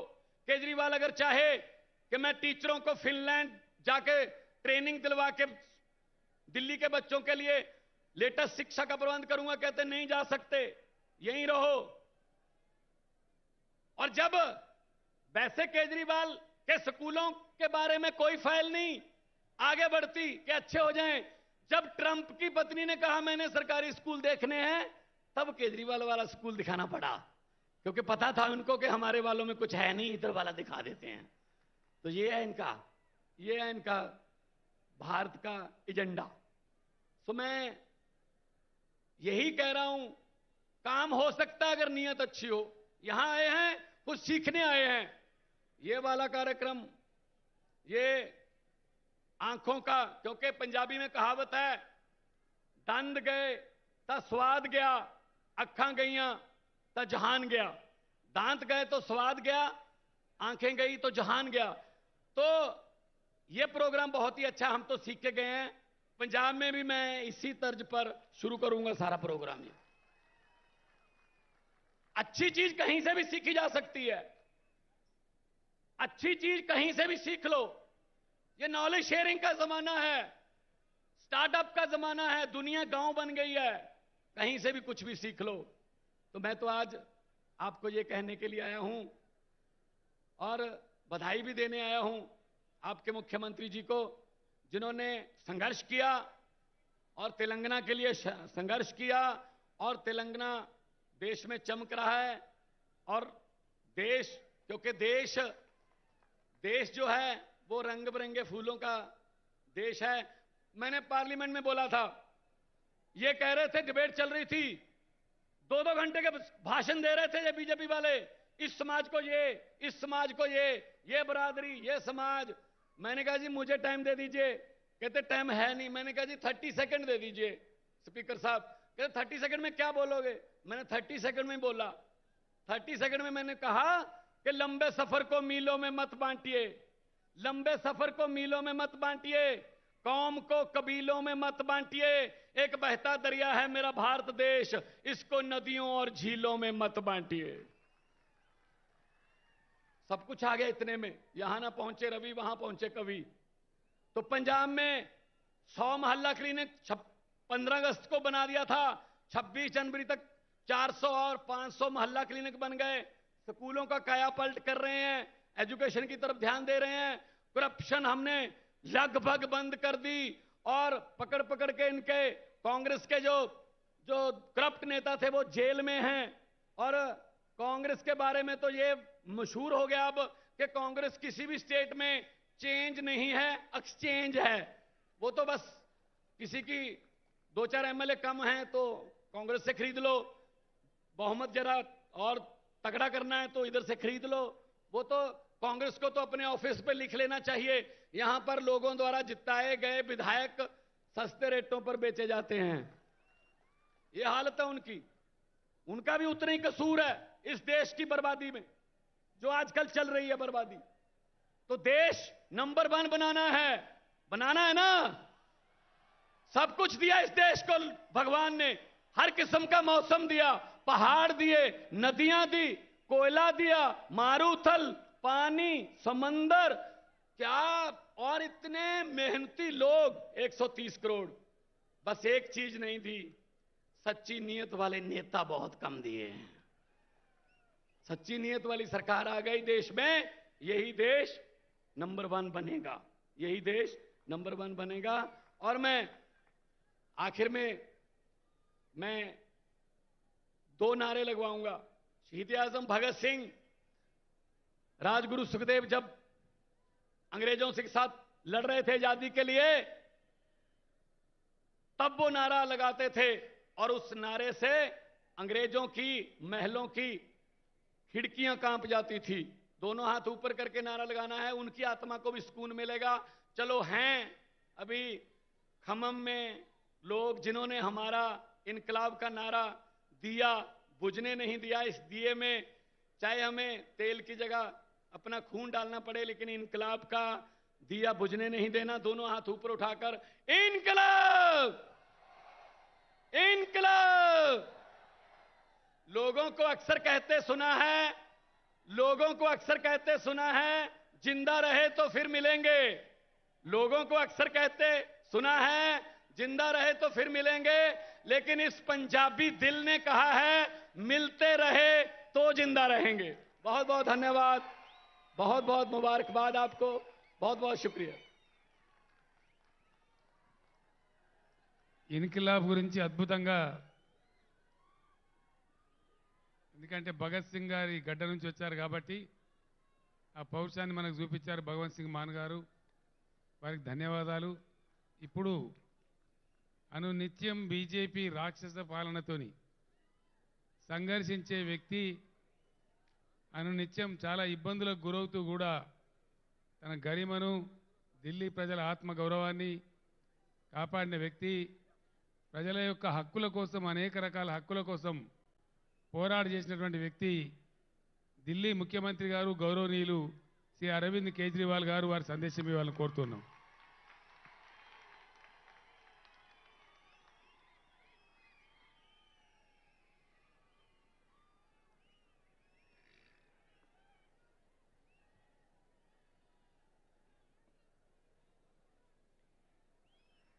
मंच पे बैठे हुए हमारे बड़े भाई तेलंगाना के मुख्यमंत्री श्री के चंद्रशेखर राव जी, मंच पे बैठे हुए पंजाब के मुख्यमंत्री भगवंत सिंह मान साहब, उत्तर प्रदेश के बेहद लोकप्रिय नेता और पूर्व मुख्यमंत्री श्री अखिलेश यादव जी, सीपीआई के जनरल सेक्रेटरी डी राजा साहब, मंच पे बैठे हुए अन्य सभी गणमान्य लोग और यहाँ पे इतनी भारी संख्या में आए हुए मेरे सभी प्यारे बहनों, भाइयों, माताओं, बुजुर्गों, बच्चों, आप सब लोगों को मेरा नमस्कार, सबको मेरा प्रणाम। सबसे पहले राव साहब को मैं बहुत बहुत शुक्रिया अदा करना चाहता हूं। आज मुझे तेलंगाना बुलाने के लिए उन्होंने आज 2 बहुत महत्वपूर्ण कार्यक्रमों में हमें शामिल होने का मौका दिया और उसके बाद आप लोगों से बातचीत करने का मौका दिया। मुझे नहीं पता आप लोगों को पता है कि नहीं पता कि आपके मुख्यमंत्री ने आज एक बहुत शानदार कार्यक्रम शुरू किया है। आपकी सब लोगों की आंखों का चेकअप कराया जाएगा। तेलंगाना में 4 करोड़ लोग रहते हैं, 4 करोड़ लोग। सब लोगों की, बच्चों की, बूढ़ों की, आदमी की, औरत की, इस धर्म की, उस धर्म की, अमीर की, गरीब की, सब लोगों की आंखों का चेकअप केसीआर साहब मुफ्त में कराने जा रहे हैं। उस कार्यक्रम का आज शुभारंभ हुआ। जिसकी आंखों में डिफेक्ट मिलेगा उसको मुफ्त में दवाई दी जाएगी। जिसे चश्मे की जरूरत होगी उसे मुफ्त में चश्मा दिया जाएगा और अगर किसी की आंखों में ऑपरेशन करने की जरूरत होगी तो उसका मुफ्त में ऑपरेशन किया जाएगा। शानदार प्रोग्राम है कि नहीं है? आज हम लोग यहां से सीख के जा रहे हैं। मैंने और हम सभी लोगों ने ये सारा कार्यक्रम देखा, इनके डॉक्टर से मिले, इनके ऑफिसर से मिले। जितने शानदार तरीके से उसका आयोजन किया जा रहा है, प्लानिंग की गई है, बहुत शानदार है।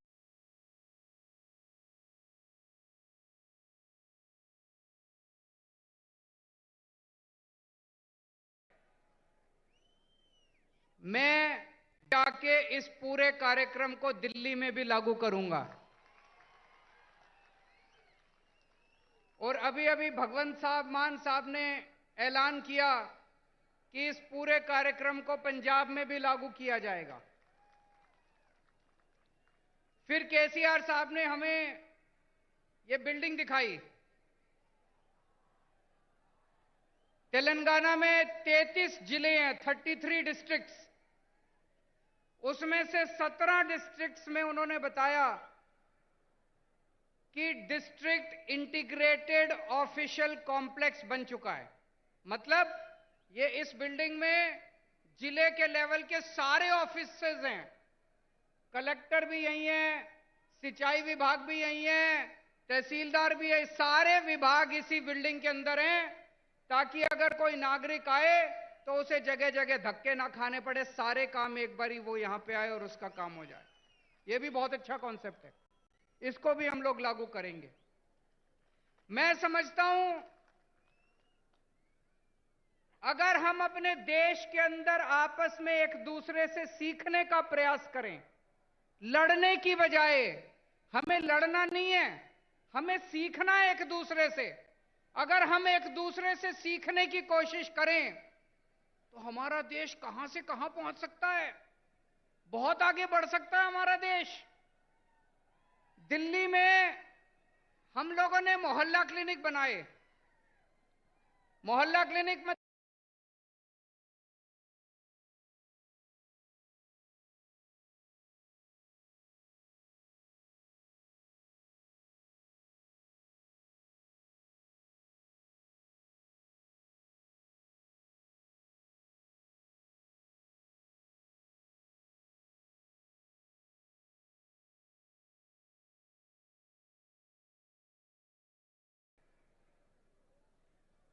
आपके मुख्यमंत्री केसीआर साहब हमारे मोहल्ला क्लिनिक देखने के लिए दिल्ली आए।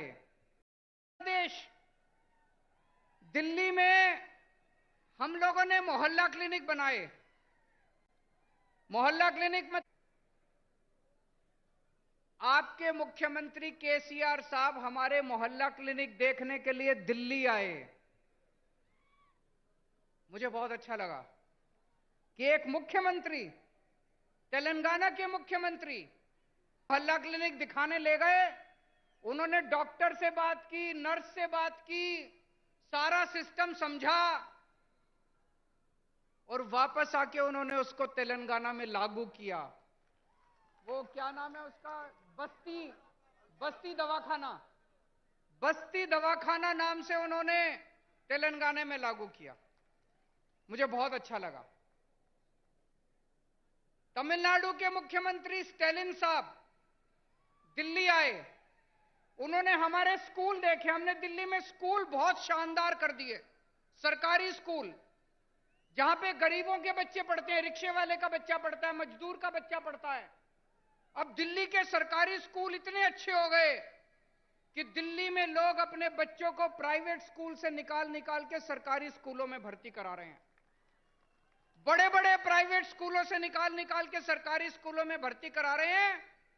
हमारे दिल्ली सरकार के स्कूलों के, दिल्ली के सरकारी स्कूलों के नतीजे 99.7% नतीजे आए हैं पिछले साल, 99.7। तो स्टैलिन साहब हमारे स्कूल देखने के लिए आए, वापस जाके उन्होंने अपने स्कूल ठीक किए और उन्होंने मुझे अपने स्कूल का उद्घाटन करने के लिए बुलाया। दोस्तों, मैं कई बार यह सोचता हूं, हमारे देश को आजाद हुए 75 साल हो गए, 75 साल, फिर भी हमारा देश गरीब क्यों रह गया? फिर भी हमारा देश पिछड़ा क्यों रह गया? हमारे बाद सिंगापुर आजाद हुआ, जापान सेकेंड वर्ल्ड वॉर में तहस नहस हो गया था, जापान हमसे आगे बढ़ गया, सिंगापुर हमसे आगे बढ़ गया, जर्मनी हमसे आगे बढ़ गया। हमारे में क्या कमी रह गई? हम पीछे क्यों रह गए? हम पीछे इसलिए रह गए क्योंकि जैसे भी मान साहब ने बताया, हमारे देश की राजनीति बहुत खराब है, हमारे देश के नेता बहुत खराब हैं। पहली बार इस देश के अंदर एक उम्मीद की किरण जागने लगी है।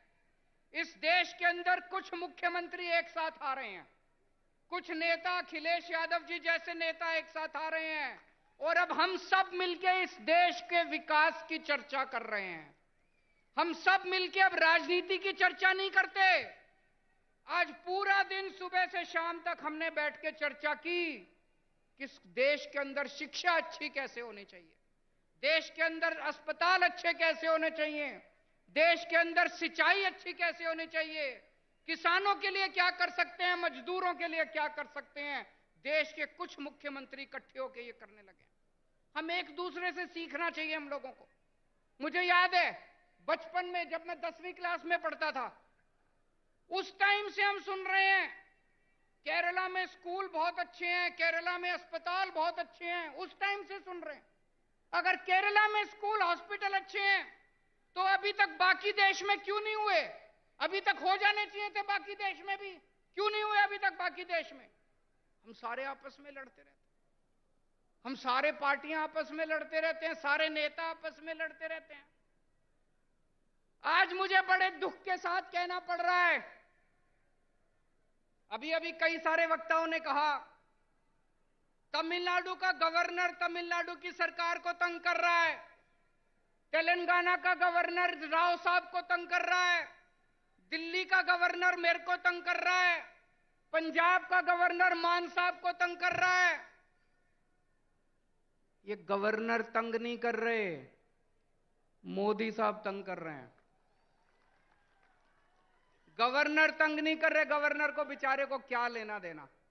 गवर्नर को तो बड़ा सा बंगला मिल गया, आलीशान गाड़ी मिल गई, एयर कंडीशन माहौल मिल गया, नौकरी मिल गई, 5 साल ऐश करने के लिए आता है गवर्नर। गवर्नर को क्या लेना देना? दिल्ली से फोन आता है, राव साहब को काम मत करने दो, अड़चन अड़ाओ। आता है कि नहीं आता है? दिल्ली से फोन आता है, भगवंत मान को काम मत करने दो, अड़चन अड़ाओ। मोदी साहब का फोन आता है, केजरीवाल को काम मत करने दो, अड़चन अड़ाओ। जिस देश का प्रधानमंत्री 24 घंटे बैठ के ये सोचता है कि मेरे को अब इसको तंग करना है, मेरे को अब उसको तंग करना है, वो देश तरक्की कैसे करेगा? दोस्त, आप में से कौन कौन बेरोजगार है? जरा हाथ खड़े करें, जो जो बेरोजगार है, जो जो अनएम्प्लॉयड है। मुझे लगता है मेरी भाषा शायद समझ नहीं आ रही है, अनएम्प्लॉयड तो बहुत लोग हैं। आज देश का एक एक युवा बेरोजगारी से त्रस्त है। हमारे प्रधानमंत्री को बेरोजगारी से कोई लेना देना नहीं है। वो 24 घंटे बैठ के ये सोचते हैं मैं किस मुख्यमंत्री को तंग करूं, किसके ऊपर मैं सीबीआई छोड़ूं, किसके ऊपर मैं इनकम टैक्स की रेड डलवाऊं, किसके पीछे मैं ईडी छोड़ूं। आज पूरे देश के अंदर इतनी महंगाई हो गई है, एक आम आदमी को अपना घर चलाना मुश्किल होता जा रहा है, अपने बच्चे पालने मुश्किल होते जा रहे हैं। लेकिन देश के प्रधानमंत्री को महंगाई की, बेरोजगारी की कोई चिंता नहीं है। वो ये सोचते हैं आज मैं किसके एमएलए खरीदूं, इस पार्टी के एमएलए खरीदूं, इस सरकार को गिराऊं। ऐसे तो देश तरक्की नहीं कर सकता दोस्तों। 2014 में आप लोगों ने बड़ी, पूरे देश के लोगों ने बड़ी उम्मीद के साथ इन लोगों को भारी बहुमत दिया था, और एक एक बार नहीं, दो दो बार आप लोगों ने इनको बहुमत देके जिताया। लेकिन अब देश बदलाव मांग रहा है। लोगों को पता चल गया कि ये लोग देश बदलने के लिए नहीं आए, ये केवल और केवल देश बर्बाद करने के लिए आए हैं। 2024 का चुनाव आपके लिए एक मौका है। अब 10 साल हो गए, और कितना इंतजार करेंगे। 2024 के अंदर सारे देश को मिलके इनको उखाड़ फेंकना है, और ऐसी सरकार लेके आनी है जो देश के बारे में सोचे, बेरोजगारी के बारे में सोचे, महंगाई के बारे में सोचे, आपके बच्चों की शिक्षा के बारे में सोचे, आपके परिवार का इलाज कराने के बारे में सोचे, देश की तरक्की करने के लिए सोचे, ना कि लोगों से बदला लेने के लिए सोचे। दोस्तों बहुत बहुत शुक्रिया। ఇప్పుడు మన గౌరవ ముఖ్యమంత్రి వర్యులు మరియు భారత అధ్యక్షులు గౌరవనీయులు కేసీఆర్ గారు ప్రసంగిస్తారు. ఒక్కసారి అందరూ పెద్ద ఎత్తున చప్పట్లతోని కేసీఆర్ గారి నాయకత్వం, కేసీఆర్ గారి నాయకత్వం, జై తెలంగాణ.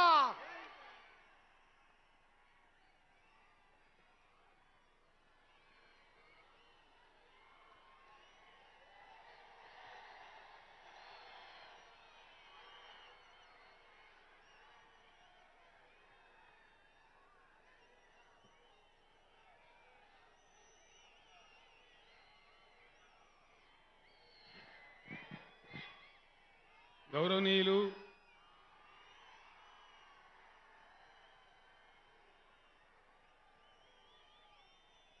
ఢిల్లీ రాష్ట్ర ముఖ్యమంత్రి గారు శ్రీ అరవింద్ కేజ్రీవాల్ గారు, పంజాబ్ రాష్ట్ర ముఖ్యమంత్రి శ్రీ భగవంత్ సింగ్ మాన్ గారు, ఉత్తరప్రదేశ్ రాష్ట్ర మాజీ ముఖ్యమంత్రి,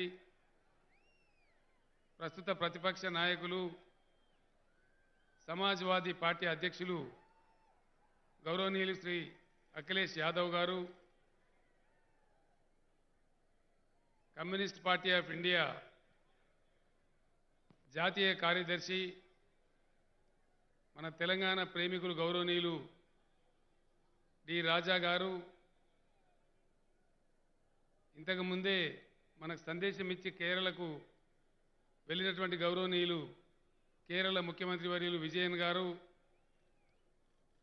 వేదికను అలంకరించిన సిపిఐ సిపిఎం రాష్ట్ర కార్యదర్శులు,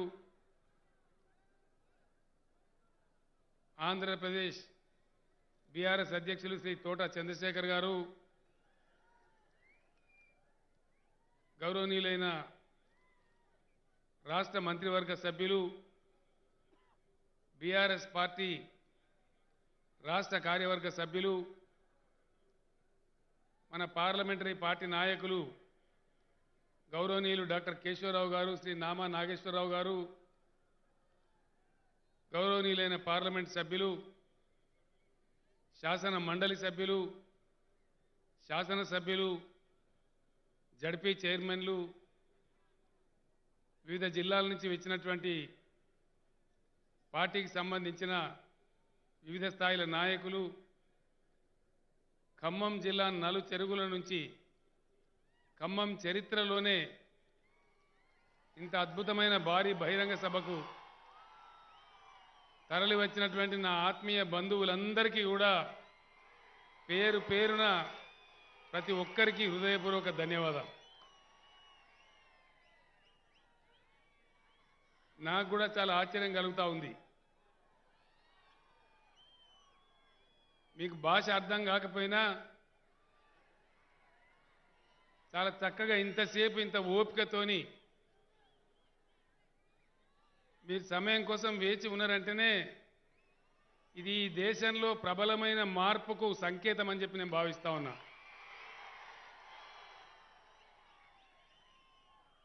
మన బీఆర్ఎస్ సంగతి, నా సంగతి నేను తర్వాత చెప్తాను, మీ సంగతి ముందు చెప్తాను. ఇక్కడ మీ సంగతి అయిపోతే ఇక నా సంగతి తర్వాత. మన కొత్తగూడెంలో పోయి కేసీఆర్ గారు చాలా వరాలు ఇచ్చారు. ఖమ్మంలోనేమో జాతీయ పంచాయతీ పెట్టింది, మరి మా సంగతి ఏంటి అని మా సర్పంచులందరూ అనుకుంటారు. మన ఖమ్మం జిల్లాలో ఇప్పుడు 589 గ్రామ పంచాయతీలు ఉన్నాయి. ప్రతి గ్రామ పంచాయతీ కూడా ముఖ్యమంత్రి ప్రత్యేక నిధి నుంచి 10 లక్షల రూపాయలు ప్రత్యేకంగా నేను మంజూరు చేస్తా ఉన్నాను, మనవి చేస్తా ఉన్నాను. అదేవిధంగా ఖమ్మం రూరల్లో ఉన్నటువంటి పెద్ద తాండా కానీ, కల్లూరు కానీ, ఏదులాపురం కానీ, తల్లాడ కానీ, నేలకొండపల్లి కానీ 10,000 జనాభాకు మించి ఉండి ఇవి మున్సిపాలిటీలు కాకుండా ఉన్నాయి, మేజర్ గ్రామ పంచాయతీలుగా. వీటికి కూడా తలా 10 కోట్ల రూపాయలు మంజూరు చేస్తూ ఉన్నాం. వీటి అభివృద్ధి కూడా మన ముఖ్యమంత్రి నేను మనవి చేస్తూ ఉన్నాను. ఖమ్మం మున్సిపాలిటీని మంత్రి గారు అజయ్ గారు బాగా చక్కగా తీర్చిదిద్దారు. అప్పుడు తుమ్మల గారు ఉన్నప్పుడే కొంత కార్యక్రమం ప్రారంభమై వారి హయాంలో కొంత నడిచింది. అదే స్ఫూర్తితో అజయ్ గారు కూడా బాగా ముందుకు తీసుకెళ్తూ ఉన్నారు. అక్కడ సత్తుపల్లి, మన వెంకట వీరయ్య గారి ఆధ్వర్యంలో సత్తుపల్లి మున్సిపాలిటీ కానీ, ఇతర మున్సిపాలిటీలు మధిర కానీ, వైరా కానీ, ఇవన్నీ కూడా అభివృద్ధి కావాల్సినటువంటి అవసరం ఉంది. ఖమ్మం మున్సిపాలిటీకి ప్రత్యేకంగా మరొక 50 కోట్ల రూపాయలు ముఖ్యమంత్రి నిధి నుంచి నేను మంజూరు చేస్తూ ఉన్నాను. ఇక్కడ అజయ్ గారు నాకు పదే పదే చెప్తా ఉన్నారు, మునేరు నది మీద చాలా పాత బ్రిడ్జి ఉంది, దాన్ని రిప్లేస్ చేసి వెంటనే కొత్త బ్రిడ్జి నిర్మాణం కావాలని కోరుతూ ఉన్నారు. అది కూడా డెఫినెట్గా వెంటనే మంజూరు చేస్తామని కూడా నేను మనవి చేస్తూ ఉన్నాను. అదేవిధంగా ఇతర మున్సిపాలిటీలకు కూడా మధిర కావచ్చు, వైరా కావచ్చు, సత్తుపల్లి కావచ్చు, వీటికి కూడా తలా 30 కోట్ల రూపాయలు ప్రత్యేక నిధి నుంచి మంజూరు చేస్తాం. అక్కడ కూడా మంచి అభివృద్ధి కార్యక్రమాలు చేపట్టాలని నేను కోరుతూ ఉన్నాను. ఖమ్మంలో ప్రభుత్వ ఇంజనీరింగ్ కళాశాల కావాలని కూడా నాయకులందరూ అడుగుతూ ఉన్నారు, మంత్రి గారు కూడా అడుగుతూ ఉన్నారు. తప్పకుండా మన జేఎన్టీయూ ఆధ్వర్యంలో గవర్నమెంట్ ఇంజనీరింగ్ కాలేజీని కూడా కొత్త కోర్సులతోని ఖమ్మానికి మంజూరు చేస్తామని నేను మనవి చేస్తూ ఉన్నా. ఇది మీ సంగతి అయిపోయింది. ఇంకేమైనా ఉందా?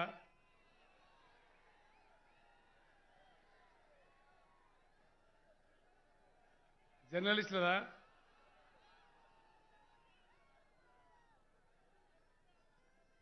మీడియా ఆఫీస్ లేదా? జర్నలిస్టులకు ఇళ్ల స్థలాలు.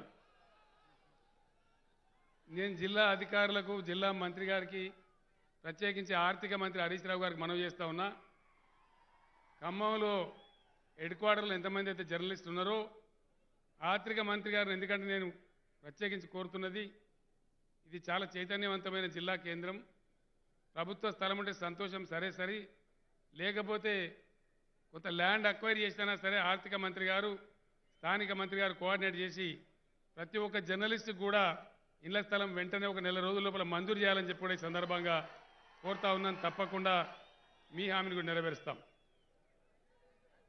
జర్నలిస్టులలో ఫోటో జర్నలిస్టులు కూడా ఉంటారు, కెమెరా జర్నలిస్టులు ఉంటారు, వాళ్ళని చిన్న చూపు చూడొద్దండి, వాళ్ళకు కూడా ఇవ్వాలని మనవి చేస్తా ఉన్నా. అందరినీ కూడా కవర్ చేయాలి. ఇప్పుడు ఇక దేశం సంగతి, బీఆర్ఎస్ సంగతి. ఒక విచిత్రమైనటువంటి పరిస్థితి. దయచేసి మన బాబు లులిపెట్టదా ప్లీజ్.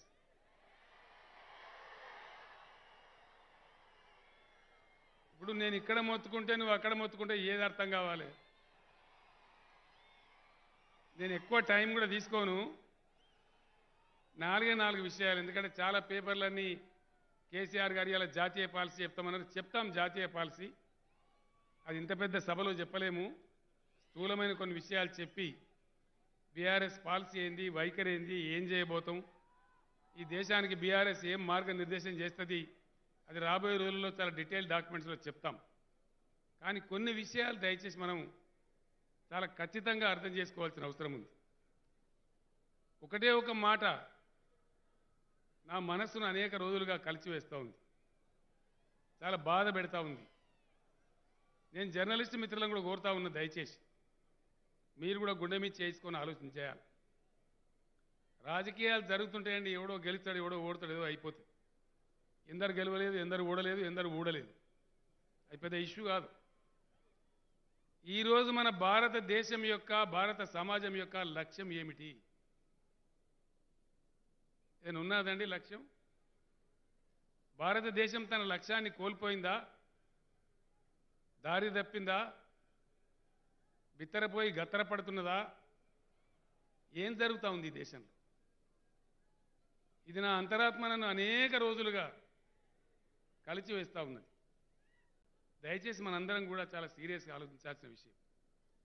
ఎందుకంటే ఒకటే ఒక మాట నేను మన కొత్తగూడెంలో కూడా చెప్పినాను, మళ్ళీ ఈరోజు రిపీట్ చేస్తూ ఉన్నా. దేశంలో ఎవరిని అడుక్కునే అవసరం లేనటువంటి, ఏ ప్రపంచ బ్యాంకు అప్పు తీసుకునే అవసరం లేనటువంటి, ఏ అమెరికా కాళ్ళు మొక్కాల్సిన అవసరం లేనటువంటి, ఏ విదేశీయుల సహాయం అవసరం లేనటువంటి సహజ సంపద ఈ దేశ ప్రజల సొత్తు. లక్షల కోట్ల రూపాయల ఆస్తి ఉంది. ఏమైతా ఉంది ఇది? లేకపోతే భిక్షమెత్తుకుంటే పర్వాలేదు, ఉండి కూడా మనం ఎందుకు యాచకులం కావాలి?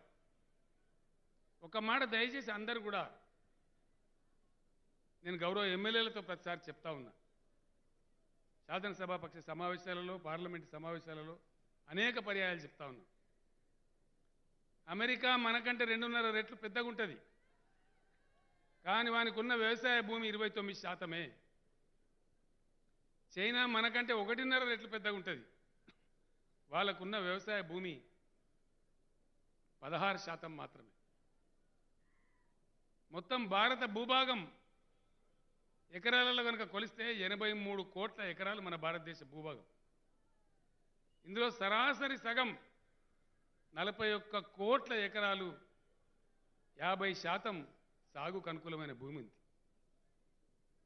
అపారమైన జల సంపద ఈ దేశంలో కురిసే వర్షపాతం 1,40,000 టీఎంసీలు, 4,000 billion cubic metres. 4,000 billion cubic metres అంటే ఇంటూ 35, 1,40,000 టీఎంసీల వర్షపాతం కురుస్తుంది. అందులో 70% ఆవిరైపోతుంది. అంటే రమారమి 70,000 టీఎంసీలు ఆవిరైపోతే మనం ఉపయోగించుకోగలిగే నీరు పుష్కలంగా 70,000-75,000 టీఎంసీల నీరు ఉంది. భూమి ఉంది, నీరు ఉంది, అద్భుతమైనటువంటి సోలార్ ఇన్సిడెన్స్, పంటలు పండడానికి అవసరమైనటువంటి సూర్యరశ్మి, సూర్యకాంతి అద్భుతంగా కలిగి ఉన్న దేశం. సముద్ర తీర ప్రాంతాలలో ఉండే హ్యూమిడ్ వెదర్ కావచ్చు, ల్యాండ్ లాక్డ్ అంటే భూమి తీరం లేకుండా ఉన్న తెలంగాణ, మధ్యప్రదేశ్, ఉత్తరప్రదేశ్, ఢిల్లీ లాంటి రాష్ట్రాలు కావచ్చు, పంజాబ్, హిమాచల్, కాశ్మీర్ లాంటి శీతల రాష్ట్రాలు కావచ్చు, 3 డిఫరెంట్ అద్భుతమైనటువంటి ఆగ్రో క్లైమేటిక్ జోన్స్ ఉన్నవి. ఇండియాలో యాపిల్ కూడా పండుద్ది, మామిడికాయలు కూడా పండుద్ది. ఇది ఇతర దేశాలలో ఉండదు. ఇందాకనే పెద్దలందరూ కూడా సహచర ముఖ్యమంత్రులు చెప్పిన విధంగా కష్టించి పనిచేసే జాతి రత్నాలు 139 కోట్ల జనాభా ఉంది. ఇన్ని కలిగి ఉన్న దేశంలో మెక్డొనాల్డ్ పిజ్జాలు, మెక్డొనాల్డ్ బర్గర్లా మనం తినేటి? ప్రపంచానికే అద్భుతమైన ఫుడ్ చైన్ పెట్టి, అద్భుతమైన పంటలు పండించి, సాగునీళ్ళని పైకి తెచ్చి, దాని కనెక్టెడ్గా ఫుడ్ ప్రాసెసింగ్ ఇండస్ట్రీ పెట్టి, అందులో కోట్ల మందికి ఉద్యోగాలు కల్పించి, బెస్ట్ ఫుడ్ చైన్ ఆఫ్ వరల్డ్గా ఉండాల్సినటువంటి ఇండియా ఇలా కెనడా నుంచి కందిపప్పు దిగుమతి చేసుకుంటుందా? ఇంతకన్నా సిగ్గుచేటు ఇంకేమైనా ఉంటుందా? 1,00,000 కోట్ల రూపాయల విలువైనటువంటి ఆయిల్ను దిగుమతి చేసుకుంటామా? ఇది నిజం కాదా? ఇది మన అబద్ధమా? స్టోరీయా? నేను చెప్తున్న టీఎంసీల లెక్క నాది కాదు, కేంద్ర ప్రభుత్వం central border commission of India చెప్పే లెక్క. ఇది ఆషామాషి వ్యవహారం కాదు. దయచేసి జర్నలిస్ట్ మిత్రులతో నేను కోరుతాను, దీన్ని చర్చ పెట్టండి దయచేసి, ప్లీజ్, ఫర్ గాడ్స్ సేక్. 70,000 టీఎంసీల నీళ్ళు అందుబాటులో ఉంటే ఈ రోజుకు దేశం ఎత్తుకొని వాడుకుంటున్నది కేవలం నికరంగా 19,000, 20,000 టీఎంసీలు మాత్రమే. 75 సంవత్సరాల స్వతంత్రం తర్వాత కోట్లాది మందికి ఈరోజు కూడా విషపు మంచినీళ్ళ గతి. ఎవరు దీనికి బాధ్యులు? ఎవరు ఈ పాపాత్ములు? అందుకే నేను అడిగింది, దేశానికి ఒక లక్ష్యం ఉందా? భారతదేశానికి మన లక్ష్యం కోల్పోయినాం. మనం స్వాతంత్రం వచ్చిన తొలినాళ్లలో వేసిన కొన్ని ప్రణాళికలు, కట్టిన కొన్ని ప్రాజెక్టులు తప్ప తర్వాత అతిగతి లేదు. ట్రిబ్యునల్ వేస్తారండి. ఒక ఉదాహరణ చెప్తున్నాను నేను. మన రాష్ట్రంలోనే కృష్ణా జలాల వివాదం మీద బ్రజేష్ కుమార్ ట్రిబ్యునల్ వేసినారు. 19 ఏళ్ళు గడిచిపోయి 20వ సంవత్సరం పడ్డది. హరి లేదు, శివ లేదు. ఆ జడ్జి ముసలివాడు 4 తీసుకొచ్చి కుర్చీలో కూర్చోబెడతారు. ఆయన ఎప్పుడు హరి అంటాడో ఇవన్నీ తెలియదు. 20 ఏళ్ళు దాటుతుంటే ట్రిబ్యునల్ ఉలుకు పలుకు లేకపోతే ఆయన తీర్పు చెప్పేది ఎప్పుడు? ఆ తర్వాత దాని మీద ఉన్న మగవాళ్ళు మళ్ళీ గ్రీన్ ట్రిబ్యునల్, ఈ ట్రిబ్యునల్, ఆ ట్రిబ్యునల్ వాళ్ళు క్లియర్ చేసేది ఎప్పుడు? తర్వాత డిజైన్లు అయ్యేది ఎప్పుడు? నిధులు సమకూరేది ఎప్పుడు? ప్రాజెక్టులు కట్టేది ఎప్పుడు? ప్రజలకు సాగునీళ్ళు, తాగునీళ్ళు వచ్చేది ఎప్పుడు? దీనికి ఏమన్నా అమెరికా నడుకోవన్నా? అంతర్జాతీయ రాజనీతి కావన్నా? ప్రపంచ బ్యాంకు దగ్గర చిప్పబట్టుకోవన్నా? ఏది అవసరం లేదే. అవసరం లేదు కదా. ఇది ఫ్యాక్ట్ కదా. ఇది శాత కాదు, మంచినీళ్ళు ఇయ్యే శాత కాదు. నదులలో వారే నీళ్లు సముద్రానికి పోతుంటే నోళ్ళల్లో పెట్టుకొని కూర్చొని కహానీలు చెప్పి, కథలు చెప్పి.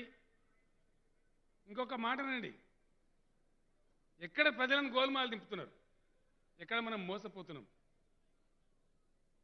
జింబాబ్వే అనే ఒక చిన్న దేశంలో 6,533 టీఎంసీల రిజర్వాయర్ ఉంది. జింబాబ్వేలో జాంబేజీ నది మీద, మా జర్నలిస్టులు రాయాలి దయచేసి. రష్యాలో అంగారా నది మీద 5,968 టీఎంసీల ప్రాజెక్టు ఉంది. వోల్టా నది మీద ఘనా దేశంలో 5,085 టీఎంసీల ప్రాజెక్టు ఉంది. కెనడాలో మణికూగాన్ నది మీద 4,944 టీఎంసీల ప్రాజెక్టు ఉంది. ఈజిప్టులో నైలు నది మీద 4,500 టీఎంసీల ప్రాజెక్టు ఉంది. మన పొరుగు దేశమైన చైనాలో యాంగ్జీ నది మీద 3 గార్జెస్ డ్యామ్ అని 1,400 టీఎంసీల ప్రాజెక్టు ఉంది. అమెరికాలో కొలరాడో నది మీద 1,200 టీఎంసీల ప్రాజెక్టు ఉంది. మరి మన దేశానికి ఏదండి? ఇంత సువిశాల దేశం, 139 కోట్ల జనాభా, కరువులు చూసినాం, కాటకాలు చూసినాం, వరదలు చూస్తున్నాం. ఏది ఒకటి కూడా వద్దాం మన ముఖానికి? మనం నోసుకోలేదా? మంచినీళ్ళకి బాధపడన్నా? నేను ఒక్కటే ప్రశ్న ఈ దేశాన్ని అడుగుతా ఉన్నా ఈ ఖమ్మం సభ ద్వారా. ఈ నీళ్ళన్నీ సరి అయిన పరిపాలన వచ్చి నదుల నీళ్లు భూమి మీదకి మళ్ళీ ప్రజల దాహం, పొలాల దాహాన్ని తీర్చానా? మనం సన్నాసులాగా ఇట్లే ఉండానా? దయచేసి దేశం ఆలోచించాలని చెప్పి నేను కోరుతా ఉన్నా. ఇది ప్రశ్నించడానికి, ఈ చైతన్యం తేవడానికి, దీన్ని సాధించడానికి పుట్టిందే బీఆర్ఎస్ అని మనం చేస్తా ఉన్నా. ఖచ్చితంగా 600 సరే, తెలంగాణ ఉద్యమం లాంటి భారతదేశ వ్యాప్తంగా ఉద్యమం వచ్చైనా సరే, ప్రభుత్వాల మెడలు వంచి సహజ సిద్ధంగా భగవంతుడు ఇచ్చినటువంటి ఈ ప్రకృతి సంపద ఇప్పటిదాకా ప్రజలు వంచబడ్డారు. ఇది భూమి మీదకి రావాలి, దానికోసం పోరాటం జరగాలి. లేకపోతే మనం ముందుకు పోలేం. ఒక బకెట్ నీళ్ల కోసం చెన్నై నగరం అరువులు చాచానా? తన్నీరు తన్నీరు సినిమా వచ్చినా కూడా మనకు దాన్ని చూసి కూడా సిగ్గురాదా? దేనికోసం? ఇంకా దీనిలో లొడా లొడా లొడా రాజకీయాలు మాట్లాడడం, గంటలు గంటలు ఉపన్యాసాలు చెప్పడం, ఇదేనా భారతదేశం? ఈ దేశం యొక్క పరమార్థం? నీటి యుద్ధాలు ఎందుకండి? ఇంతకుముందే ఆయన చెప్పిండు, పంజాబ్ సీఎం గారు సట్లెజ్ దాని ఉపనదులైనటువంటి రావి బియాస్ మీద పంజాబ్ హర్యానా రోజు దన్నుకుంటా ఉంటాయి. ఎందుకు దన్నుకోవాలి? మహానది నీళ్ల కోసం ఒరిస్సా ఛత్తీస్గఢ్ యుద్ధం, నర్మదా జలాల కోసం గుజరాత్ మధ్యప్రదేశ్ల మధ్యలో కొట్లాట, కావేరీ జలాల కోసం తమిళనాడు కర్ణాటకలో కొట్లాట, మన గోదావరి నదుల మీద మహారాష్ట్ర కర్ణాటక తెలంగాణ ఆంధ్ర పంచాయతీ, ఇవి ఇట్నే కొనసాగుతూనే ఉండన్నా? చాటలో తౌడుపోసి కుక్కలకు కొట్టాడబెట్టినట్టు రాష్ట్రాల మధ్య తాగులాటలు పెట్టి చేతగాక పరిపాలన చేయరాక చట్టస్ఫూర్తి దేక సహజంగా ఉన్న ఏ అప్పవసరం లేనటువంటి, ఎవరిని అడుక్కునే అవసరం లేనటువంటి బ్రహ్మాండమైనటువంటి సహజ సంపద భగవంతుడో ప్రకృతి ఇచ్చిన సంపదను ప్రజల కోసం వినియోగించే తెలివి లేక దొల్ల మాటలు కళ్ళ మాటలు చెప్తూ పొద్దుబుచ్చే పరిపాలకులే ఉండన్నా? లేదు నిజాయితీగా ఇలా మనం చేసుకుంటలేమా? కాళేశ్వరం కాలేదా? పాలమూరు అయితలేదా? సీతారామ పరుగులు పెడతలేదా ఖమ్మంలో? కాదా? సంకల్పం ఉంటే, చిత్తశుద్ధి ఉంటే. కాబట్టి దయచేసి దీన్ని ప్రశ్నించడానికి, ఇది సాధించడానికి, సహజ సిద్ధంగా ఉన్న ప్రజల ఆస్తి ప్రజల పాలు కావడానికి అనవసరంగా పెడుతున్న కష్టాలను ఈ భారత జాతిని విముక్తి చేయడం కోసం పుట్టిందే బీఆర్ఎస్. వేరే ఉద్దేశం లేదని చెప్పి నేను మనవి చేస్తా ఉన్నా. ఈ దుర్మార్గానికి ఎవరండి కారణభూతులు? దొందే కాంగ్రెస్ బీజేపీ. भैया हमने कर दिया, उन्होंने रोक दिया. भैया हमने कर दिया, इन्होंने रोक दिया. కాంగ్రెస్ ఉంటే బీజేపీని తిట్టడం, బీజేపీ ఉంటే కాంగ్రెస్ని తిట్టడం, ఈ తిట్ల పురాణమా మనకు కావాల్సింది? మన గొంతులు దడవాన్నా, మన పొలాలు దడవాన్నా, మన పొలాలు బండాన్నా? దయచేసి ఆలోచించాలని చెప్పి నేను కోరుతా ఉన్నా. అదేవిధంగా కరెంటుకి ఏమైందని నాకు అర్థం కాదు. ఈ దేశంలో అందుబాటులో ఉన్న కరెంటు 4,10,000 మెగావాట్లు. దేశం ఏ రోజు కూడా 2,10,000 మెగావాట్లకు మించి వాడలే.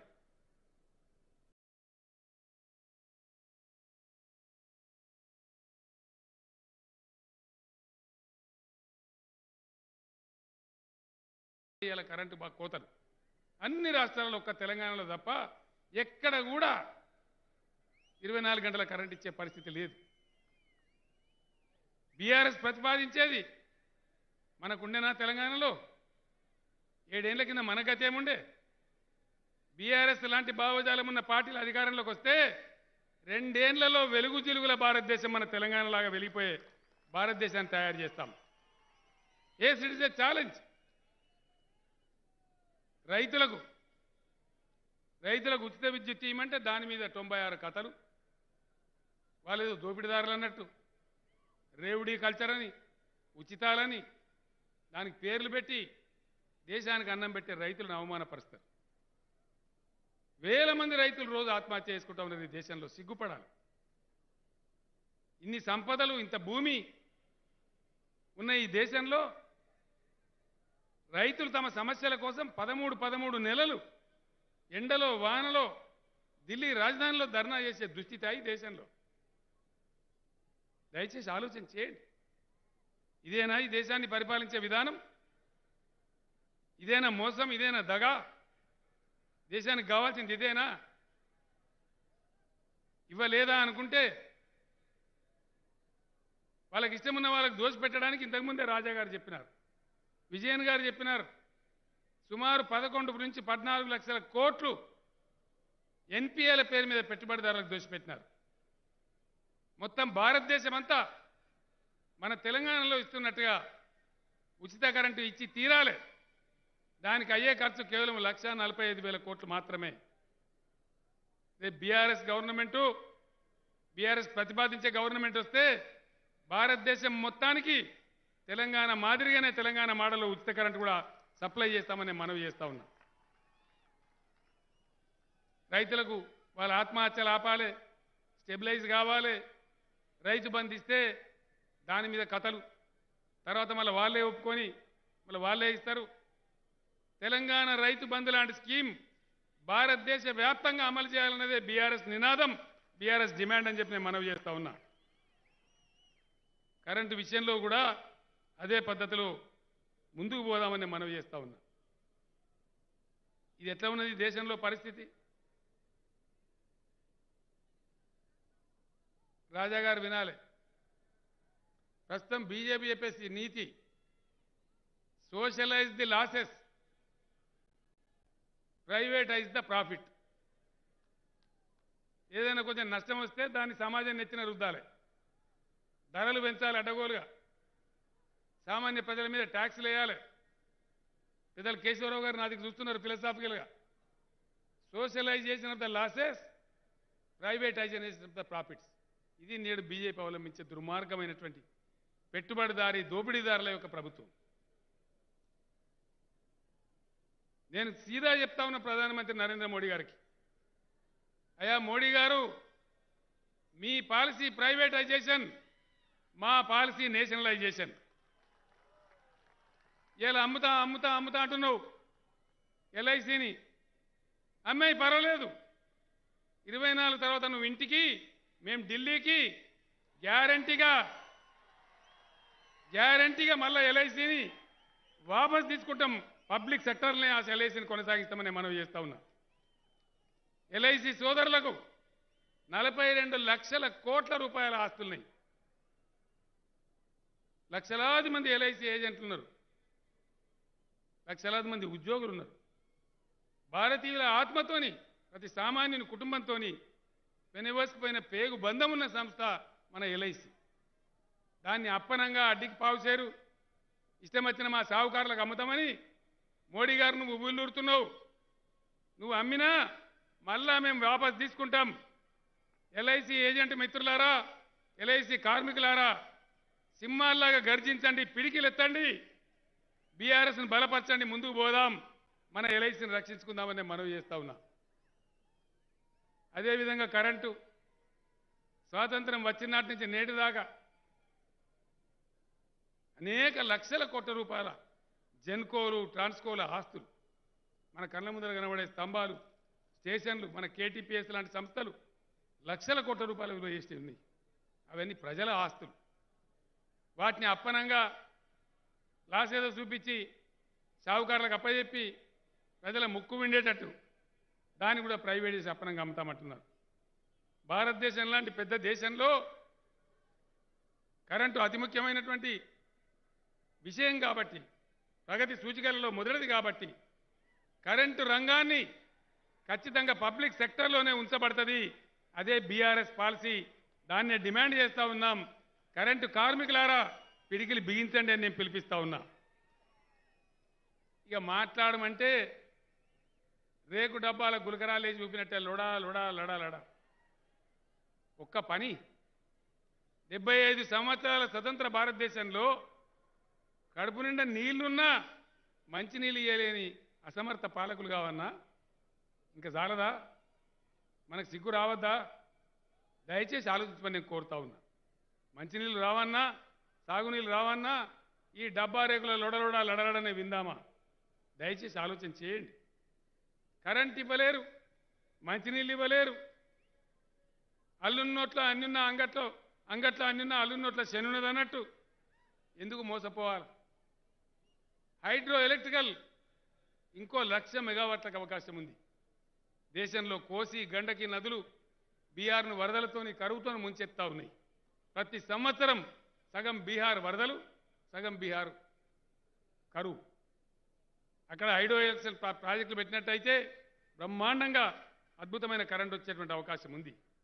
ఈ విధంగా జరుగుతున్నటువంటి ఈ దేశంలో ప్రజలను మోసగించడానికి, గోల్మాల్ చేయడానికి మోడీ గారు చెప్తారు, government has no business to do business. But we say government has every business to do business. Wherever it is required. లాభం ఉన్నటువంటి కాడి నుంచి క్రాస్ సబ్సిడైజ్ చేసి పేదలను ఆదుకోవడం అనేది అనాదిగా సమాజం మన భారతీయ రక్తంలో ఉన్నటువంటి సాంప్రదాయం. ధనవంతులు ధర్మశాలలు కట్టించడం మన సాంప్రదాయం. No business to do business. పేదలను సాధలను అందరినీ సాగుకారులకు అప్పచెప్పి సాగుకొడతావా? Government has every business to intervene and do. ఆ విధంగా ముందుకోవాల్సినటువంటి అవసరం ఉంది. టైం అయినాదా? ఇది 25 అయిందా? ఈ హెలికాప్టర్తో ఇదే తంట. ఈ విధంగా అనేక విషయాలు ఇబ్బందులు పెడతా ఉన్నారు. దళిత జాతి బిడ్డలు ఎవరి కోసం వివక్ష అనుభవించాలి? ఎన్నేళ్ళు అనుభవించాలి? అందుకే పుట్టింది తెలంగాణలో దళిత బంధు పథకం. ఖచ్చితంగా అంబేద్కర్ గారి బాటలో, కన్సీరామ్ గారు చూపించిన బాటలో దళిత జాతి పైకి వచ్చి తీరాలి. భారత దళిత జాతికి నేను పిలిపిస్తా ఉన్నా. తెలంగాణ దళిత బంధు పథకాన్ని సంవత్సరానికి 25 లక్షల కుటుంబాల చొప్పున భారతదేశమంతా అమలు చేయాలని బీఆర్ఎస్ డిమాండ్ చేస్తూ ఉంది. మీరు చేయకపోతే మేం చేసి చూపెడతామనుకుంటే మనవి చేస్తూ ఉన్నా. అదేవిధంగా మహిళా అభ్యుదయం ఏ సమాజాలలో మహిళల పాత్ర అన్ని రంగాల్లోకి ఆహ్వానించినరో ఆ దేశాలు చాలా బాగుపడ్డాయి. మన దగ్గర ఎంత తెలివి ఉన్నా నువ్వు వంటింట్లోనే ఉండాలి, మేము మాత్రం బలాదూరు తిరుగుతాం అనే పద్ధతిలో మన దేశం ఉంది. ఈ లింగ వివక్ష పోవాలి. మహిళల యొక్క పాత్రను అన్ని రంగాలలో పెంపొందించాలి. ఆ విధంగా మహిళలకు 35% చట్టసభల్లో రిజర్వేషన్ కూడా బీఆర్ఎస్ ప్రతిపాదిస్తూ ఉంది. ఆ విధంగా ముందుకోవాలని మనవి చేస్తూ ఉన్నా. ఇదే పద్ధతులలో ఇంకా అనేక రకాలుగా ఈ దేశాన్ని మతపరిచి మతపిచ్చి లేపుతా ఉన్నారు.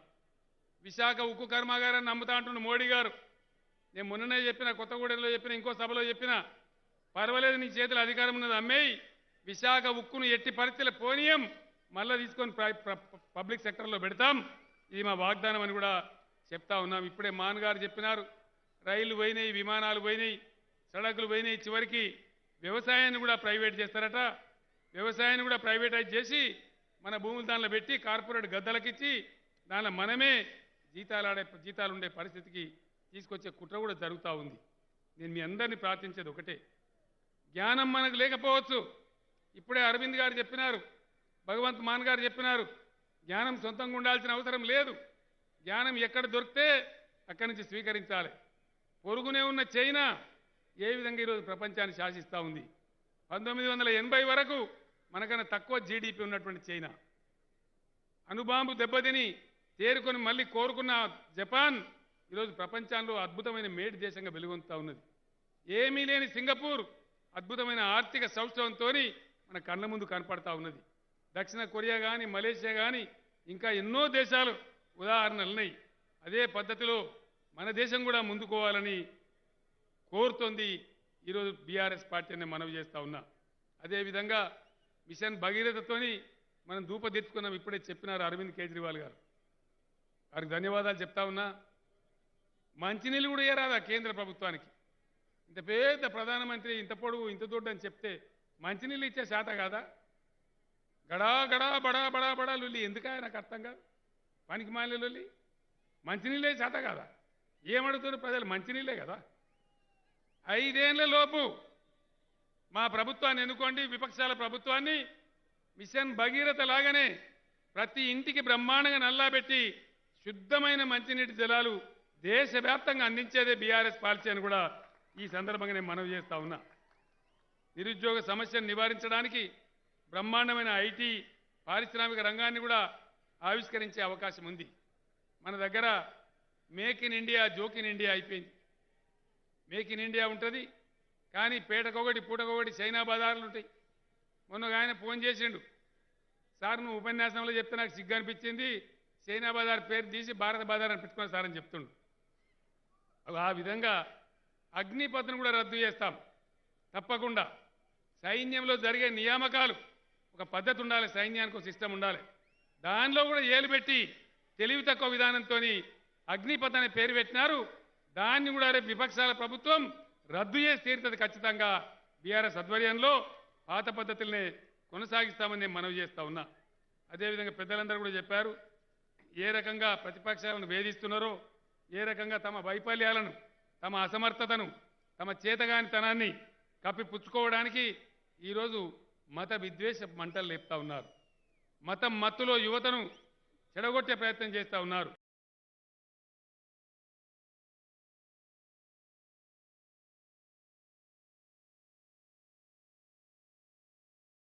నేను ఒక్కటే మాట మీకు మనవి చేస్తా ఉన్నా, దయించి వేస్తుంటే ఎవరి కోసం మనం సహించాలి, ఎందుకోసం సహించాలి? కాబట్టి దయచేసి కర్షక వీరులకు, కరెంటు కార్మికులకు, మహిళా సోదరీమణులకు, దళిత బిడ్డలకు అందరికి కూడా నేను ఒక్కటే మనవి చేస్తా ఉన్నా, అందరం ఏకమైతే ఈ మూర్ఖుల అసమర్థుల పాలనను తొలగించడం కష్టం కాదు. ఒక ఉజ్వలమైనటువంటి భారతదేశాన్ని ఆవిష్కరింపజేసుకోవడం కోసమే బీఆర్ఎస్ ఆవిర్భవించింది. ఈరోజు ఇంతమంది పెద్దలు కేజ్రీవాల్ గారు, మాన్ గారు, విజయన్ గారు, డి రాజా గారు, అఖిలేష్ యాదవ్ గారు మన మధ్యకు వచ్చి మనకెంతో సంఘీభావాన్ని, బలాన్ని ఇచ్చారు. రాబోయే రోజులలో, కొద్ది రోజులలోనే బీఆర్ఎస్ యొక్క టోటల్ పాలసీస్ కూడా బ్రహ్మాండంగా ప్రజల ముందు పెడతాం.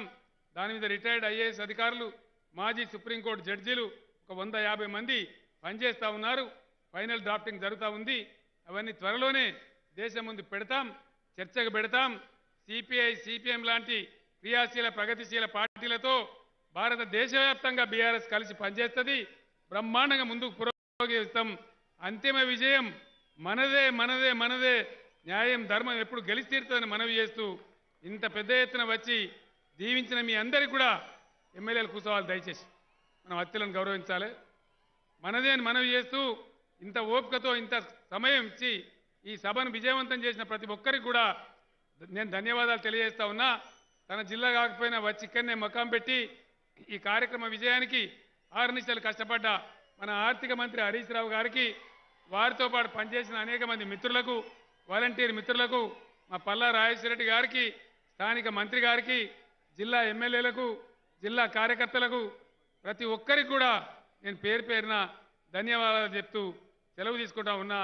జై భారత్, జై భారత్. ధన్యవాదాలు. అతిథుల యొక్క సత్కారము అవి తెచ్చిపెట్టాలి.